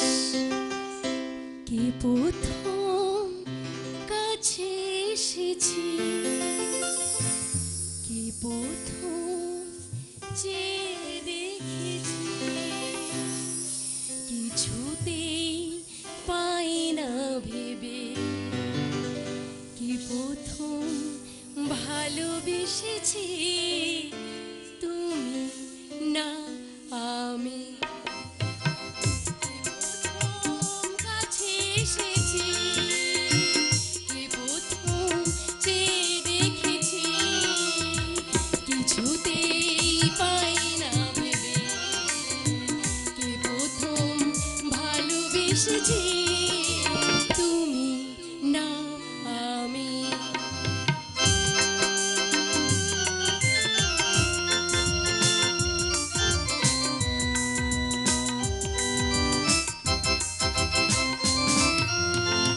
ডেকেছে কে আগে, কে দিয়েছে সাড়া, কার অনুরাগে কে গো দিশাহারা,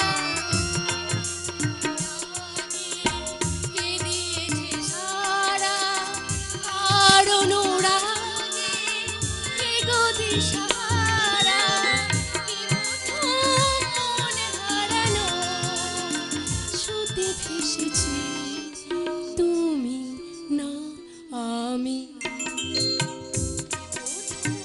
কাছে এসেছি, প্রথম চেয়ে দেখেছি, কিছুতেই পাই না ভেবে, কি প্রথম ভালোবেসেছি তুমি না আমি।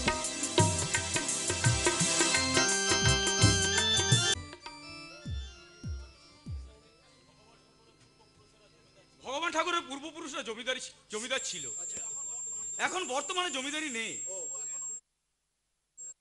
এখনো সে নিজেকে সমুদ্রগড়ের জমিদার ভাবে। ভগবান ঠাকুরের বড় ছেলে নির্মল বেশ ভালো, মেয়ে তিথিরও বেশ সরল, কিন্তু দুর্জয় চরিত্র বেশ রহস্যজনক। শুনেছি ওর ফ্ল্যাট বাড়ির ব্যবসা আছে, কিন্তু আমার মনে হয় ওর আরো গোপনে অনেক ব্যবসা আছে। দুজনেই বেশ দাঁড়িয়ে রসিয়ে রসিয়ে কথা বলছো। আমার না দেখে খুব ভালো লাগলো। তার মানে কি বলতে চাইছেন কি আপনি? এই সমুদ্রগড়ের যে কোনো প্রান্তে আমি যাই না কেন, আমাকে দেখে সবাই উঠে দাঁড়ায়, আর এটাই হলো সমুদ্রগড়ের অলিখিত নিয়ম। নিয়মটা এবার থেকে বদলে যাবে ভগবান বাবু। সমুদ্রগড়ের মানুষ বুঝে নেবে মানুষের অধিকার। অধিকার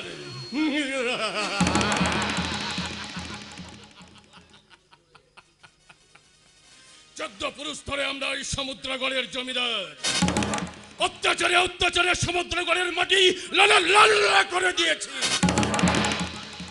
কেউ প্রতিবাদ করার সাহস পায়নি। তবে এইসব মেরুদণ্ডহীন লোকগুলোর হয়ে আমার সাথে বিবাদ করো না অফিসার। হাতে হাতে মেলো, কথা দিচ্ছি তোমার সামনে দাঁড়িয়ে মাথা তুলে দাঁড়িয়ে কেউ কথা বলার সাহস পাবে না। এই পুলিশের পোশাকটা কারো তাবেদারি করে আমি পাইনি ভগবান বাবু।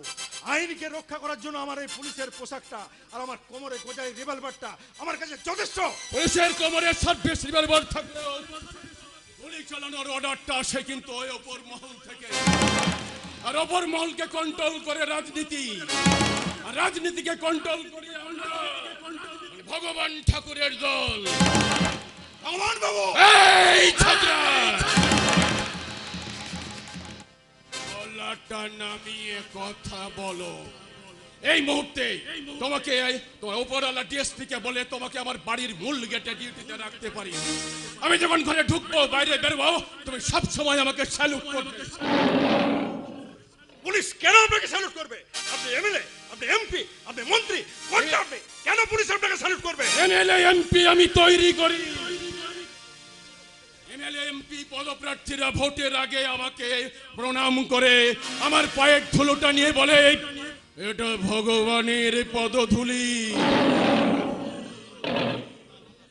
আপনার আপনার সব কথা আমার শোনা হয়ে গেছে ভগবান বাবু। এবার আপনি দয়া করে আসতে পারেন। মনে রেখো আমার শরীরে বইছে নীল রক্ত। কালকে উঠে বিষের থেকেও কিন্তু ভয়ঙ্কর। আমার বিরুদ্ধে যারা কথা বলে তাদের জন্য ছুটে আসে ঠাকুর বাড়ি থেকে একটা গুলি। এই তরুণ, তোমার এই মাথা মোটা অফিসারটা আমাকে চিনতে ভুল করলো। তুমি তো আমাকে চেনো, তাই ওকে বারণ করে দিও বেছে বেছে আমার লোকগুলোকে অ্যারেস্ট করতে। এই সমুদ্রগড়ের চোর, চোর, স্মাগলার এরা আপনার লোক। শাসন ব্যবস্থা চালাতে গেলে রাজনীতি বা ব্যবসা সব ব্যাপারে এই মাসেল পাওয়ার প্রয়োজন। তাই তাই তাই সমুদ্রগড়ের 300 ইয়াং ছেলে আমার হয়ে কাজ করে। আপনি তো প্রশাসনের কেউ নন ভগবান বাবু, তাহলে আপনি শাসন ব্যবস্থা চালান, এ কথার অর্থ কি? বাবা বাবা তুমি? নার্সিং হোমের দিকে যাচ্ছি, ভাবলাম তোর খাবারটা দিয়ে যাই, নইলে তুই তো আবার টাইমলি খাবিও না। ধর ডাক্তার বাবু, আপনি আপনার ছেলেকে খুব ভালোবাসেন তাই না? সব বাবাই তার সন্তানদের ভালোবাসে, ভালো চান। তবে আপনার মতো কিছু বাবা সন্তানদের অধঃপতনের রাস্তায় ঠেলে দেয়। যেমন আপনার ছেলে দুর্জয়কে আপনি নিজের হাতে নষ্ট করছেন। ডাক্তার বাবু, আপনি ডাক্তার মানুষ, সমাজে একজন সম্মানীয় ব্যক্তি, তাই আমার সাথে কথা বলার সময় একটু শালীনতা বজায় রাখবেন। নইলে নইলে নইলে কি করবেন? আমাকে গুলি করে মারবেন? আমার চোখ দুটো উপড়ে নেবেন? আমার হাত দুটো কেটে নেবেন? আপনার বয়স হয়েছে, আজ না হয় কাল এই পৃথিবী ছেড়ে আপনাকে চলে যেতে হবে। তাই বলছিলাম আপনার ছেলে মন্দিরকে ছেড়ে আপনি একা একা বেঁচে থাকতে পারবেন তো ডাক্তার বাবু? ভগবান বাবু! এই অফিসার, আমার যতজন লোককে অ্যারেস্ট করেছো আজ বিকেলের মধ্যে ওদেরকে ছেড়ে দেবে। এটা আমার অনুরোধ নয়, আদেশ।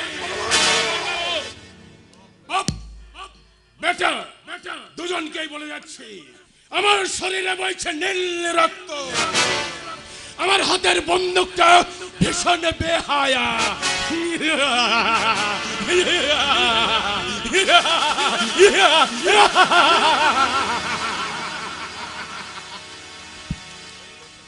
এই লোকটাকে আমি ধরে যদি অ্যারেস্ট করে থানা লকআপে ভরে দিতাম, 5 মিনিটের মধ্যে আমার মোবাইলে ফোন আসতো একে ছেড়ে দেওয়ার জন্য।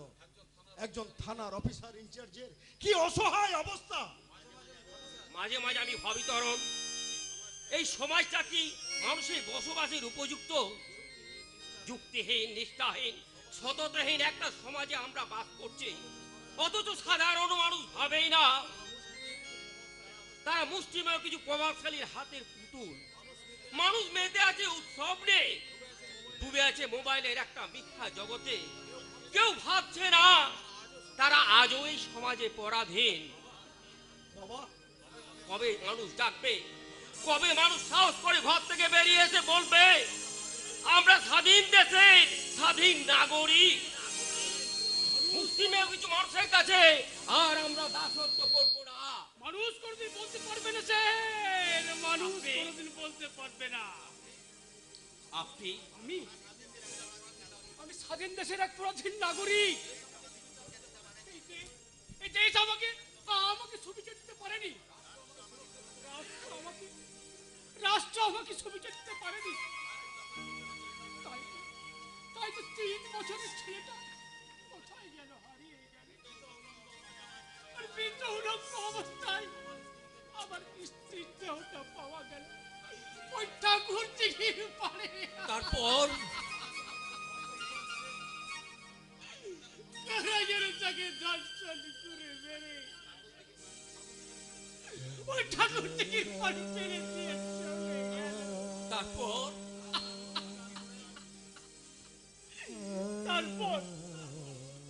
তারপর আমি চিৎকার করে এই সমুদ্র করে আকাশকে বলেছি, ও আকাশ,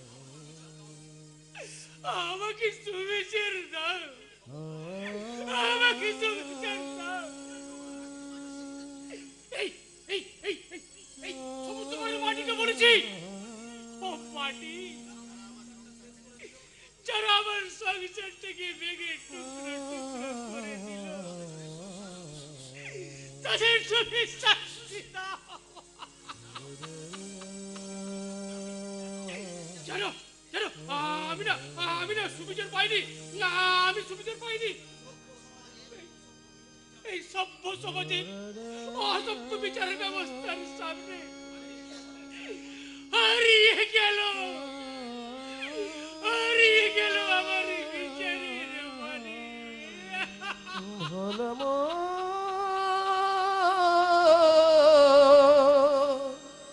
মন আমার মনের কথা করে বলিয়া এমন করে ছিড়ল কেন এক তারাটির তার। ওই ও দাস বাউল নে তো বাউলার ভোলা মন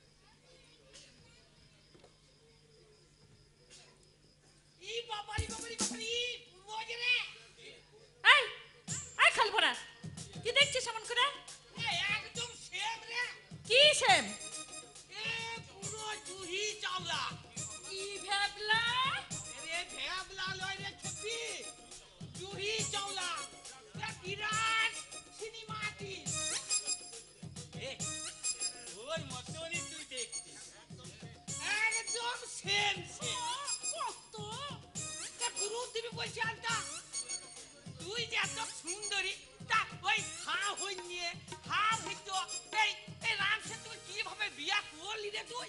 এই নামুনে এক খাল ভরা, আমি কাকে বিয়া করব না করব তাতে তোর কি রে? তুই যা খুশি বলতে পারিস, তবে আমি কোথাও বলি নাই। ডাক্তার বাবু বলছিল এই আলটা কিন্তু রাম সেতু যোগ্য এই ঠগ না হলে না খুব ভালো হইতো। গুরু দেবী বলছি এই কোথাও না আমি বলি নাই, ওই ডাক্তার বাবু বলছি। তুরাতে ঠিঙ্গা দোকান রে একটা দুষ্ট বিড়াল রান্না ঘরে ঢুকিছে, ওকে আমি মারব। বলিস কি রে, বিড়াল আবার দুষ্ট চরিত্র হয় নাকি? আমি তো জানি মানুষের চরিত্র।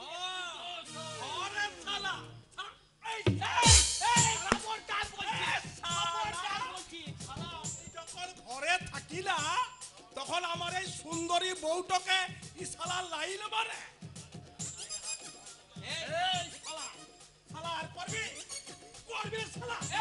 এই হাত দিবি না বলছি, খুব খারাপ হয়ে যাবে। কি খারাপ হয়ে যাবে? এখানে পুঁতিয়ে দিব। কি বাপের মিটা মিটা দিয়ে দিব, পুঁতে দিয়ে দেখ দেখ তাকে কি করতে পারি দেখ। এই জানিস জানিস এই শোনাতা, এই শালার সঙ্গে কালকে বাজারে গেছিল, বুঝলি তো কতগুলা বিটি ছেলে এক জায়গায় গল্প করছিল। এ শালা চরিত্র কি বলছে জানিস? বলছে এ রামা আমাকে বিটি ছেলে থেকে একবার ঠেলি দে। শালা এত বই, এত বই। কি করবি?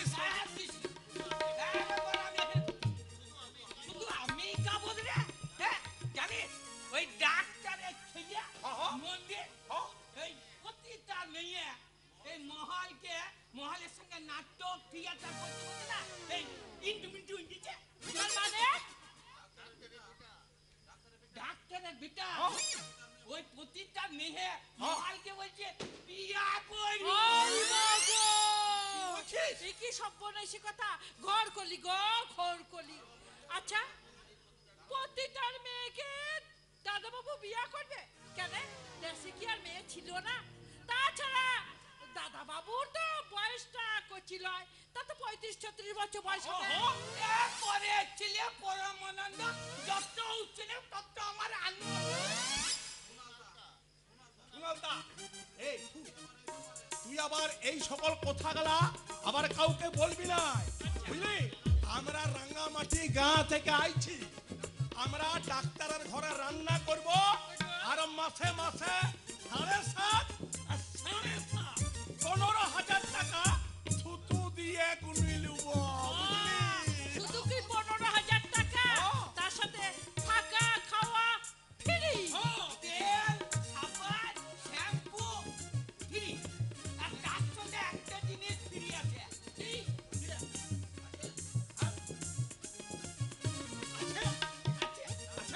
ডাক্তার বাবুর আলমারিতে রাখা আছে। আচ্ছা ডাক্তার বেডরুমে না আমি 10-12 ঢুক মারি। হ্যাঁ দামি দামি মাল রাখা আছে রে। আমার জন্য 4-5 টুক হবে? এই শালা রামাকে না মাতাল করে না ওর বউটাকে ভাগায় নিয়ে যাবো আমি। এই এক খোকলা, এই গুনগুন করে কি বলছিস না? হবে হবে হবে হবে হবে হবে তো? হবে হবে। আলতা আমার জন্য এক কাপ চা নিয়ে এসো তো। আচ্ছা বাবু আমি এক্ষুনি আনছি। আরে খোকন তুমি এখানে দাঁড়িয়ে দাঁড়িয়ে কি করছো? যাও যাও নার্সিং হোমে যাও, পেশেন্টদের নামগুলো লিখে নাও, আমি একটু পরে আসছি। আচ্ছা আচ্ছা যাচ্ছি যাচ্ছি ডাক্তার যাচ্ছি যাচ্ছি।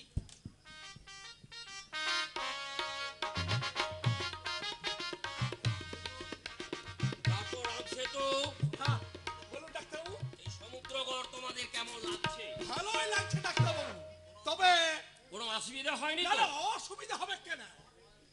তবে এই সমুদ্রের জলটা আমার শুট হচ্ছে না, আমার পেটে বড় গন্ডগোল হচ্ছে। ও আস্তে আস্তে ঠিক হয়ে যাবে। ঠিক হয়ে যাবে? বাবা বাবা আমি আসছি। থানায় যাচ্ছিস বুঝি? হ্যাঁ হ্যাঁ কিছু বলবে? হ্যাঁ রামসেতু, হ্যাঁ বলুন ডাক্তারবাবু। তুমি এখন একটু ভেতরে যাও কেমন? আচ্ছা আচ্ছা ডাক্তারবাবু আচ্ছা। শোন মন্দির, তুই মহলকে ভালোবাসিস, চুপ করে থাকিস না, উত্তর দে। আমার মুখের দিকে তাকা, আমার চোখে চোখ রেখে বল, মহলকে তুই ভালোবাসিস? বাবা মহলকে তুই বিয়ে করতে চাস? উত্তর দে। আমার প্রশ্নের উত্তরটা দিতে লজ্জায় তোর মাথাটা মাটির সাথে মিশে যাচ্ছে, তোর চোখ থেকে ঝরে পড়ছে অপরাধের অশ্রু। যে মন্দিরের চারপাশটায় আভিজাতের সুগন্ধ বেরিয়ে আসতো, আমার ছেলে সেই মন্দিরের চারপাশটায় আজ নির্লজ্জতার দুর্গন্ধ উঠছে। বাবা বড় বেহায়া সে জীবন, যে জীবন নিজের কাছে নিজে ছোট হয়ে যায়। বাবা, মহলকে ভালোবাসিস কিনা আমি যখন তোকে জিজ্ঞাসা করলাম, তুই দৃঢ়তার সাথে বলতে পারলি না আমি মহলকে ভালোবাসি। বলতে পারলি না তুই, বাবা আমি মহলকে বিয়ে করতে চাই। বাবা, উল্টে লজ্জায় তোর মাথাটা মাটির সাথে মিশে গেল। কাল যখন সমস্ত সমাজ তোর সামনে এসে তোকে জিজ্ঞাসা করবে তোর স্ত্রীর পরিচয়, কি উত্তর দিবি? কি করে বলবি আমার স্ত্রী একজন পতিতার মেয়ে? বাবা, তোর ভাই অর্জুন 6 বছর বয়সে স্কুল যাওয়ার পথে একদিন নিখোঁজ হয়ে গেল, আর ফিরে এলো না। অর্জুন হারিয়ে যাওয়ার পর সেই সব সহ্য করতে না পেরে তোর মা মারা গেল। পাড়া প্রতিবেশী আত্মীয় স্বজন সবাই আমাকে আবার বিয়ে করার জন্য বলেছিল, কিন্তু বিয়ে করিনি আমি, শুধু তোর কথা ভেবে। আমি জানি বাবা, আমি জানি মা চলে যাওয়ার পর তোমার জীবনে একটা শূন্যতার সৃষ্টি হয়েছে, একটা না পাওয়ার যন্ত্রণা। না, আমার জীবনে কোনো না পাওয়ার যন্ত্রণা নেই মন্দির। এতদিন আমি জানতাম তোর মায়ের স্মৃতি মন্দির আছে আমার কাছে, আমার সেই স্মৃতিটুকু তুই কেড়ে নিতে চাস। মহল শিক্ষিতা বাবা, মহল রুচিশীলা একজন নারী, একজন আধুনিক নারী থেকে কোনো অংশে কম নয় মহল। তবু মহলের হাতটা ধরা যায় না মন্দির, তাকে বিয়ে করা যায় না। তাহলে মহলের জন্য সমাজ কি ফেলে রেখেছে বাবা? তার মায়ের মতোই একটা পতিতার জীবন। মন্দির, সমাজ কি চায় বাবা? একজন পতিতার মেয়েও পতিতার জীবন যাপন করুক, তারপর তার অন্তর, তার আত্মা, তার বিবেক প্রতিদিন ধর্ষিত হোক, আর সমাজ তার শরীরটাই ছিটিয়ে দেয় অবুঝের মতো ঘৃণার থুতু বাবা। মন্দির, তুই তাহলে কি করতে চাস?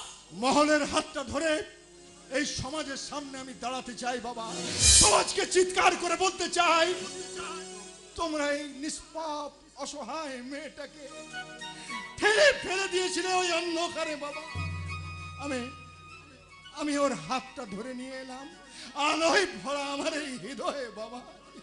মহলের রূপের মোহে তোর মনের বিচার শক্তি আজ হারিয়ে গেছে। মন যখন যুক্তিহীন হয়ে যায়, বিবেকহীন হয়ে যায়, তখন বুঝতে হবে জীবনে একটা ঝড় আসতে চলেছে। ঝড়ও একদিন থেমে যায় বাবা, ঝড় থেমে যায়। মহল আমার ক্লান্ত জীবনে একটু শান্তির ছায়া, মহল আমার পথের পাকে পাকে একটু থমকে যাওয়া, মহল আমার জীবনে, মহল আমার মননে একটা ছোট্ট জিজ্ঞাসা বাবা, যে জিজ্ঞাসাটার উত্তর হয়তো হয়তো বিধাতার কাছেও নেই বাবা, নেই। ও, তুই অনেক দূর এগিয়ে গেছিস মন্দির, আমি জানি তুই আর পিছিয়ে আসতে পারবি না। তাই তাই আমি তোর জীবন থেকে অনেক দূরে চলে যাব বাবা। সন্তান যখন বড় হয়ে যায়, বাবা শব্দটা তখন সন্তানদের কাছে বড় নিষ্প্রয়োজন হয়ে যায় মন্দির। তাই তো আমি মন্দিরকে সবসময় বলি, আঙ্কেল, নিজের জীবনের সাথে আমার জীবনটা না জড়িয়ে নিজেকে এভাবে ছোট না করতে। মহল, আমি একজন পতিতার মেয়ে, কিন্তু আমার পতিতা নই। আমার দেহ মনে নেই কোনো পাপের কালিমার চিহ্ন। তবু এই সুস্থ সমাজে আমার স্বামী সংসার নিয়ে ঘর করার কোনো অধিকার নেই। অথচ কত ভদ্র ঘরের সন্তানরা বিয়ের আগে 5টা বয়ফ্রেন্ডের সাথে মেলামেশা করার পরও সুন্দরভাবে সংসার করে, তাদের বেলায় তো কোনো দোষ হয় না। তুমি একটা পতিতার মেয়েকে ভালোবেসেছো মন্দির, তারপর যখন ওই পতি তার মেয়েটাকে বিয়ে করবে, তখন ঘৃণার সাইক্লোন তোমার ওই মনটাতে বয়ে যাবে। তখন তখন সেই শব্দ তুমি সহ্য করতে পারবে না।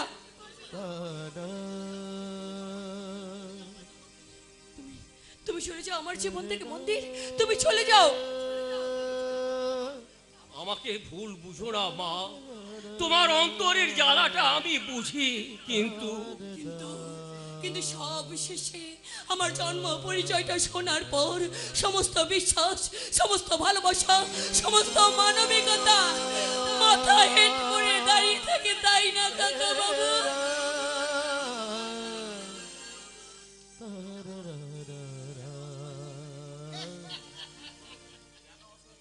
কেন অসহায় হয়ে দাঁড়িয়ে থাকবে গো?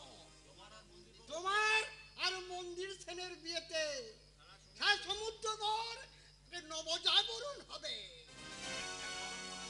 একটা বারাঙ্গনার মেয়ের সাথে বিয়ে হয়ে ডাক্তার অনুপম সেনের ছেলে সমুদ্রগড় থানার এসআই মন্দির সেনের।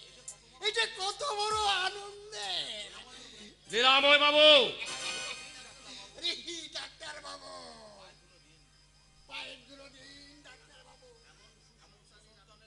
পায়ের দুরদিন।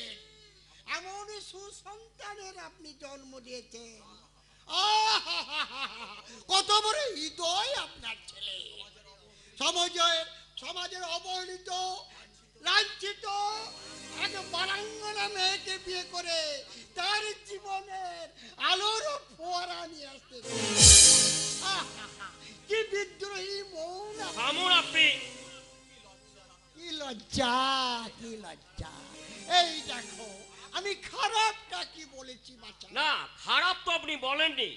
আজ আপনি বলছেন কাল সমস্ত সমাজ এইভাবে ব্যঙ্গ বিদ্রুপ করবে। কেন বিদ্রুপ করবে ডাক্তার বাবু? অতীতের মেয়ে বলে কি সে মানুষ নয়? বেরিয়ে যান, বেরিয়ে যান আপনি।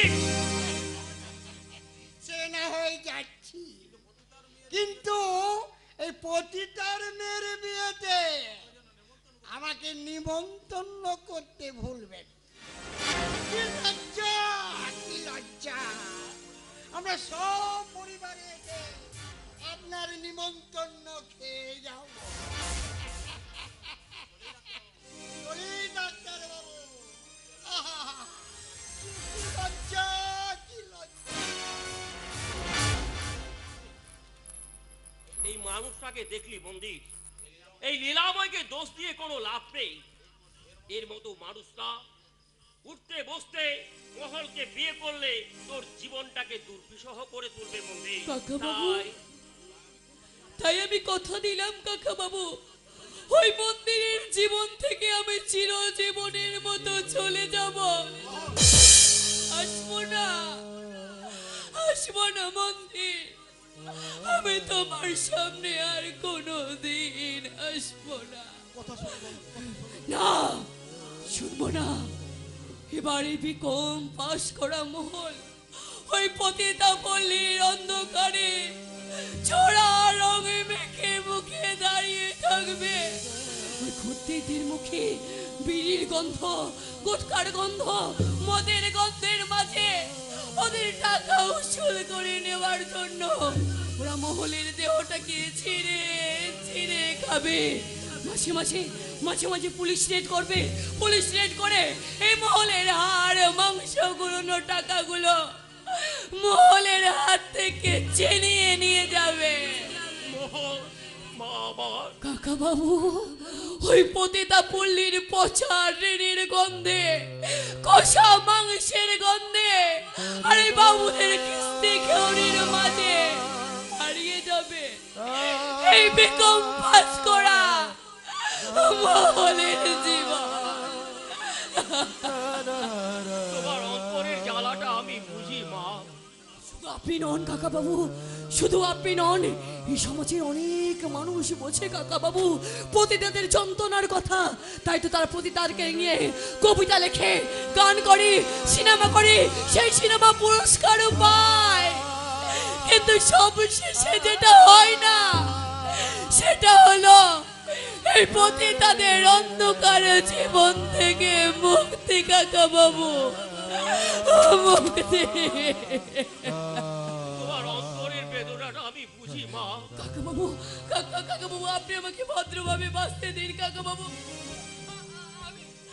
আমি আপনার কাছে কিচ্ছু চাই না কাকা বাবু, আমি শুধু আপনার কাছে আমি একটা সুস্থ জীবন চাই। জানেন কাকা বাবু, জানেন আমার মা আমাকে এইসব থেকে দূরে রাখবে বলে আমার মা চলে গেছে ওই কাশীর আশ্রমে। এই মহলের দেহ মনে কোনো পাপ নেই কাকা বাবু। তাই আপনাকে আমি হাত জোড় করে বলছি কাকা বাবু, এই হতভাগিনী মেয়েটাকে আপনি আপনার চরণের তলে একটুখানি ঠাঁই দিন কাকা বাবু, একটু। চরণ ধরিতে দিও গো আমারে, নিও না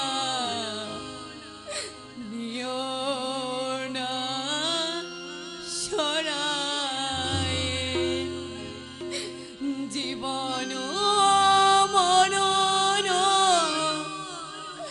সুখ দুঃখ বক্ষে ধরিব জড়ায় চরণ ধরিতে দিও গো আমারে, দিও না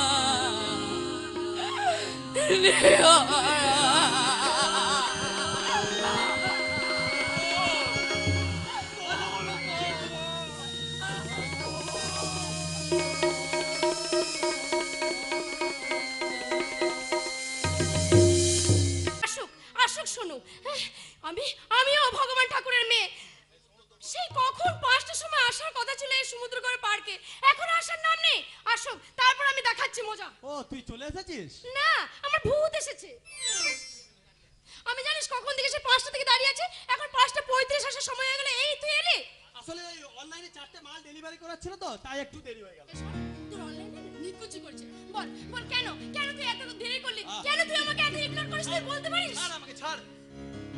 না, তোকে আজ আমি ছাড়বো না, তোকে আমি আজকে একবার মেরে শেষ করে দেবো। বল বল কেন তুই দেরি করলি? বল বল কেন তুই আমাকে এত ইগনোর করছিস? তুই বল না।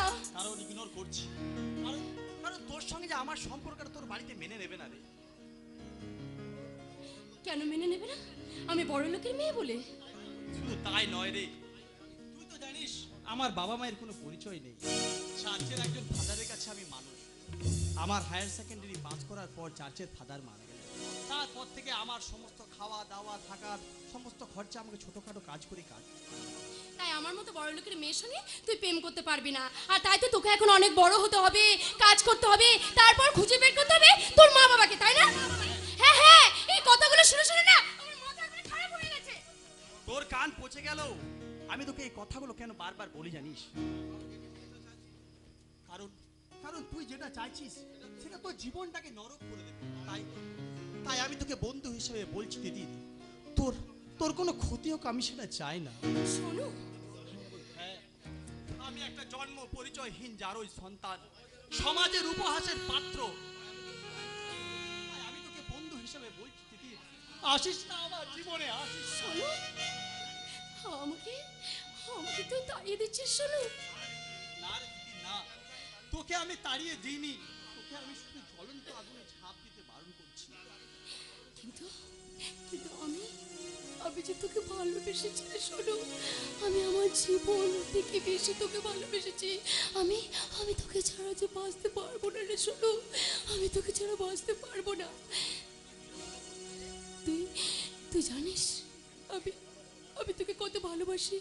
আমি তোকে ছাড়া সত্যি থাকতে পারবো না।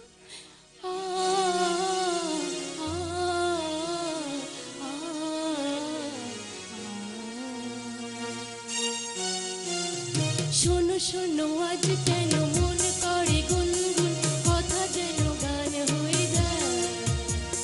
শোনো শোনো, আজ কেন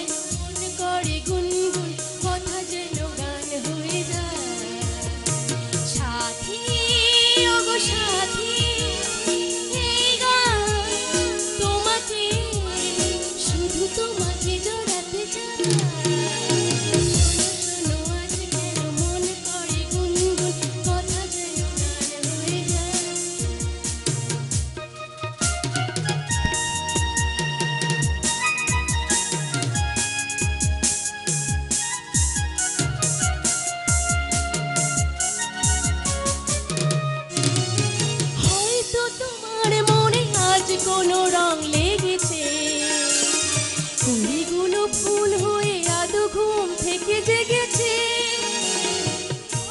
তোমার মনে আজ কোনো রং লেগেছে, কুড়িগুলো ফুল হয়ে আদৌ ঘুম থেকে জেগেছে। কুহু কুহু কোয়েলিয়া ডাকে পিউ পিয়া পিয়া, কথা শুনে মন ভরে যায়। সাথী ওগো সাথী, এই গান তোমাকে, শুধু তোমাকে জড়াতে চায়।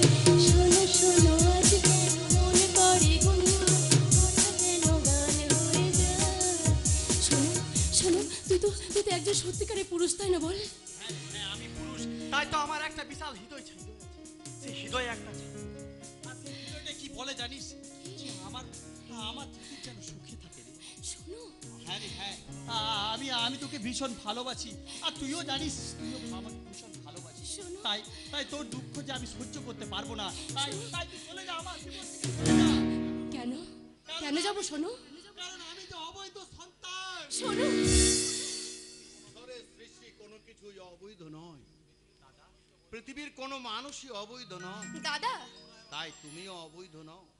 তোমারও একজন মা বাবা আছেন, দাদা হয়তো তুমি তাদের পরিচয় জানো না, তাই তুমি অবৈধ সন্তান নও।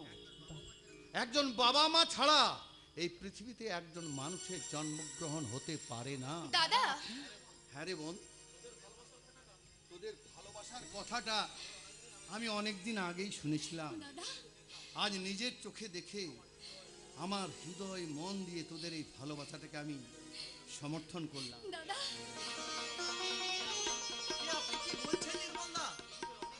পৃথিবীর অনেক দেশ আমি ঘুরেছি, শোনো। আমাদের এখানে তোমরা যেটাকে বিশাল সমস্যা করে দেখছো, এটা পৃথিবীর অনেক দেশে কোনো সমস্যাই নয়। একজন মানুষের বাবা মায়ের পরিচয় নেই বলে তাকে সমাজ অচ্ছুত করে রেখে দেবে, এটা কোনো সভ্য সমাজের নিয়ম হতে পারে না। ভগবান ঠাকুর একটা গোঁড়া মৃত সংস্কার। আজকের বিশ্বে যার মূল্য কোনো কানাকড়ি নেই, ওর চিন্তা তোমরা করো না। আমার মতন একটা পরিচয়হীন ছেলের জন্য আপনার মনে এত দয়া? আপনি আপনি আপনি মানুষ নন দাদা, আপনি মানুষ নন, আপনি ভগবান। আমি দেখেছি, শোনো, তোমার মতো পরিচয়হীন যুবকেরা সচরাচর মানসিক অস্থিরতা থেকে অসামাজিক কাজকর্মে লিপ্ত হয়ে যায়। সমাজের প্রতি তীব্র ঘৃণা একটা তাদের জন্য আছে, কিন্তু এই রকম একটা পরিস্থিতি থেকেও কত স্নিগ্ধ, কত শান্ত তোমার চোখ দুটি। এত কিছুর পরও এই সমাজের কাছে তোমার কোনো অভিযোগ নেই। তোমাদের জীবন আনন্দে ঝরে পড়ুক, আনন্দে ঝরে পড়ুক। বলো তার কি অপরাধ, অন্য হয়েছে যার ফাঁকে, তোমার ক্ষমা দিয়ে তুমি ফোটাও পদ্ম করে তাকে। ভুল পথে তুমি এসে হাত ধরো প্রভু, মঙ্গল দীপ জেলে অন্ধকারে দু চোখ আলো যাবি শ্বাস করে না তুমি মার্জনা করো।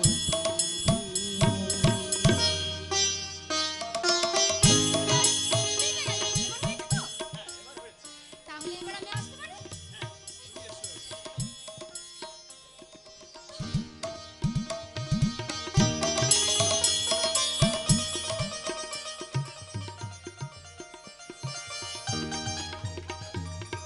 বড় অবাক লাগে এই পৃথিবীর মানুষকে। কেউ অকারণে ছিটিয়ে দেয় ঘেনার থুতু, কেউ আবার আপন হয়ে মুছিয়ে দেয় চোখের জল। হয়তো বিশ্ব ব্রহ্মাণ্ডের দিকে তাকিয়ে দেখো, বুঝতে পারবে মানব সমাজের নিয়ম কানুন কত কত নগণ্য, কত আলাদা। আপনাকে আমি সমুদ্র করে দেখেছি। কে কে কে আপনি? আপনার পরিচয় কি? আমার পরিচয় ভগবান ঠাকুর। তার নাগরা জুতো দিয়ে পিষে মেরে ফেলেছে।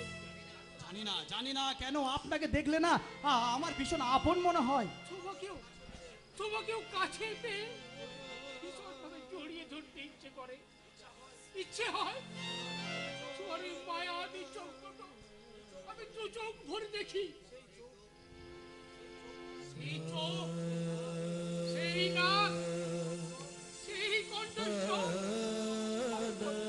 আমি ধর আমার বাবার মতো। আপনার বাবা? হ্যাঁ, আমার বাবা।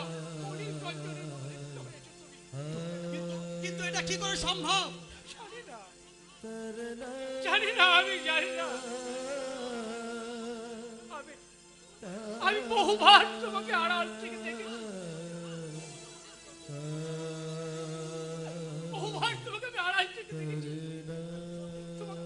তোমাকে আমার ভীষণ দেখতে ইচ্ছে হয়। তোমাকে জড়িয়ে ধরে ভীষণভাবে কাছে আসতে। কিন্তু কেন কেন আমি আপনার কে? জানি না, আমি জানি না, আমি জানি না। এই প্রশ্নের উত্তর তুমি ওনার কাছে চেয়ে নাও। আমি চললাম এই সমুদ্র গড়ের ঘুম ভাঙাতে। আমি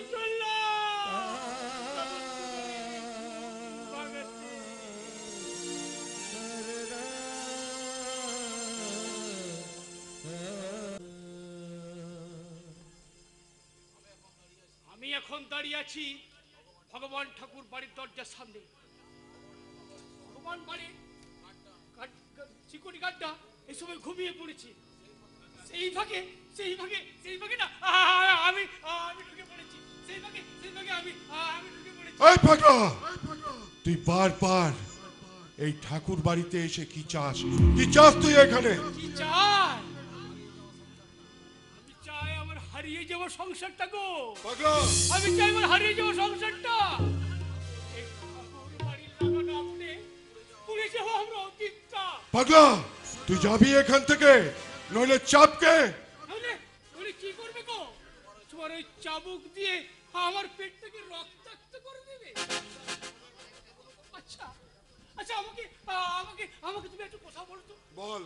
তোমার চাবুক তো একটা, অথচ সমুদ্র করে থাকে হাজার হাজার মানুষ। তোমার ওই একটা চাবুক দিয়ে শাসন করো কিভাবে?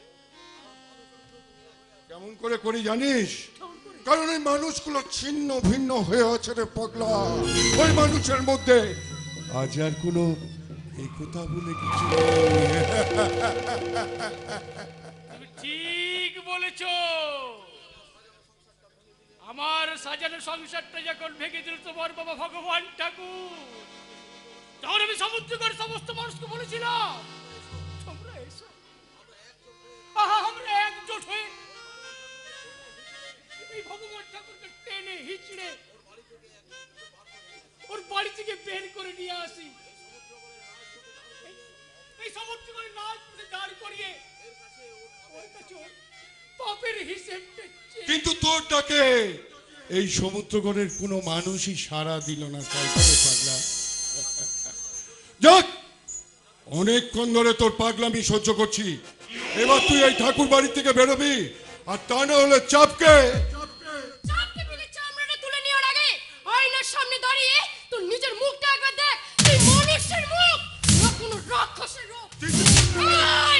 চিৎকার করবি না দাদা, কারণ তোর মতো শয়তানকে এই অসহায় মানুষগুলো ভয় করলেও এই দিদি কিন্তু ভয় করে না। দাদা লাই দিয়ে দিয়ে তোকে মাথায় তুলেছে সেটা আমি অনেকদিন ধরেই জানি।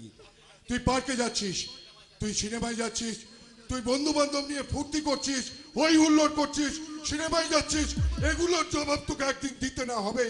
ওর জীবনটাও কেমন করে চালাবে সেটা ওর একান্ত নিজস্ব ব্যাপার। ভগবান ঠাকুরের অবর্তমানে ভগবান ঠাকুরের যা সম্পত্তি আমরা পাবো তা তিতির এবং আমি তোর নামে লিখে দেব। তুই শুধু সমুদ্রগড়ে ব্যবসার নামে যে অত্যাচার করছিস সেটা বন্ধ কর। আর কত টাকা তোর চাই? আর কত টাকা পেলে তোর টাকার খিদে মিটবে বলতে পারি? দাদা রে, ওই টাকার খিদেটা না আমার কোনোদিনই মিটবে না। তবে একটা কথা মনে রাখিস, এই সমাজে ভদ্রভাবে সমাজের উঁচুতে উঠতে গেলে ভদ্রতা দিয়ে নয়, চাই টাকা আর হাতের মুঠোই শাসন। তাই টাকার খিদেটা আমার কোনোদিনই মিটবে না রে দাদা। আমি চাই শুধু লাখ লাখ টাকা, টাকা আর টাকা। কথাটা মনে রাখি। আচ্ছা আচ্ছা, তুমি তো ভগবান ঠাকুরের বড় সন্তান, তাই না? তো এরকম একটা অসভ্য ঘর তোমার জন্ম হলো কি করে? জানি না, জানি না, জানি না। আমি শুধু এইটুকু জানি যে ওই ঠাকুর বাড়িতে আমার দম বন্ধ হয়ে আসে। দাদা, আরে বোন, এদের এই দম্ভ, এই অর্থের লালসা আমাকে প্রতিনিয়ত যন্ত্রণা দেয় রে, প্রতিনিয়ত যন্ত্রণা দেয়। দাদা তুই একটু শান্ত হ, দাদা তুই একটু শান্ত হ। ওই সোনুর হাতটা তুই কোনোদিন ছাড়িস না রে বোন। মনে রাখবি, জীবনে বাঁচতে গেলে যার সাথে এক ছাদের তলায় থাকবি সেই মানুষটা যেন তোর ভালোবাসার মানুষ হয় রে, ভালোবাসার মানুষ হয়। দাদা তুই তুই এত এত চিন্তা কেন করছিস দাদা? আমি চিন্তা করছি কারণ কি জানিস? সমুদ্রগড় কলেজের শিক্ষক বরুণ সরকারের মেয়েকে আমি ভালোবাসতাম। আমরা দুজনেই যখন বিয়ে করব ঠিক করলাম, তখন বেঁকে বসলেন ওই বরুণ সরকার, বললেন ওই আনকালচারাল ঠাকুর ফ্যামিলিতে আমার মেয়ের বিয়ে আমি দেব না। তারপর বরুণ সরকারের মেয়ে বনলতা সুসাইড করলো, তাই না? এ কথা আপনি জানলেন কি করে? সময় হলে ঠিক জানতে পারবে। বনলতা সত্যি সুসাইড করেছিল। তাকে কেউ সুসাইড করতে বাধ্য করেছিল। কে তাকে সুইসাইড করতে বাধ্য করেছিল? তোমার আমার না না না আমার এই সময় আমার মুখটা বন্ধ রাখা ভালো। ঠিক সময় শুনতে পাবে, ঠিক সময় শুনতে পাবে। আমার জবান বন্দি।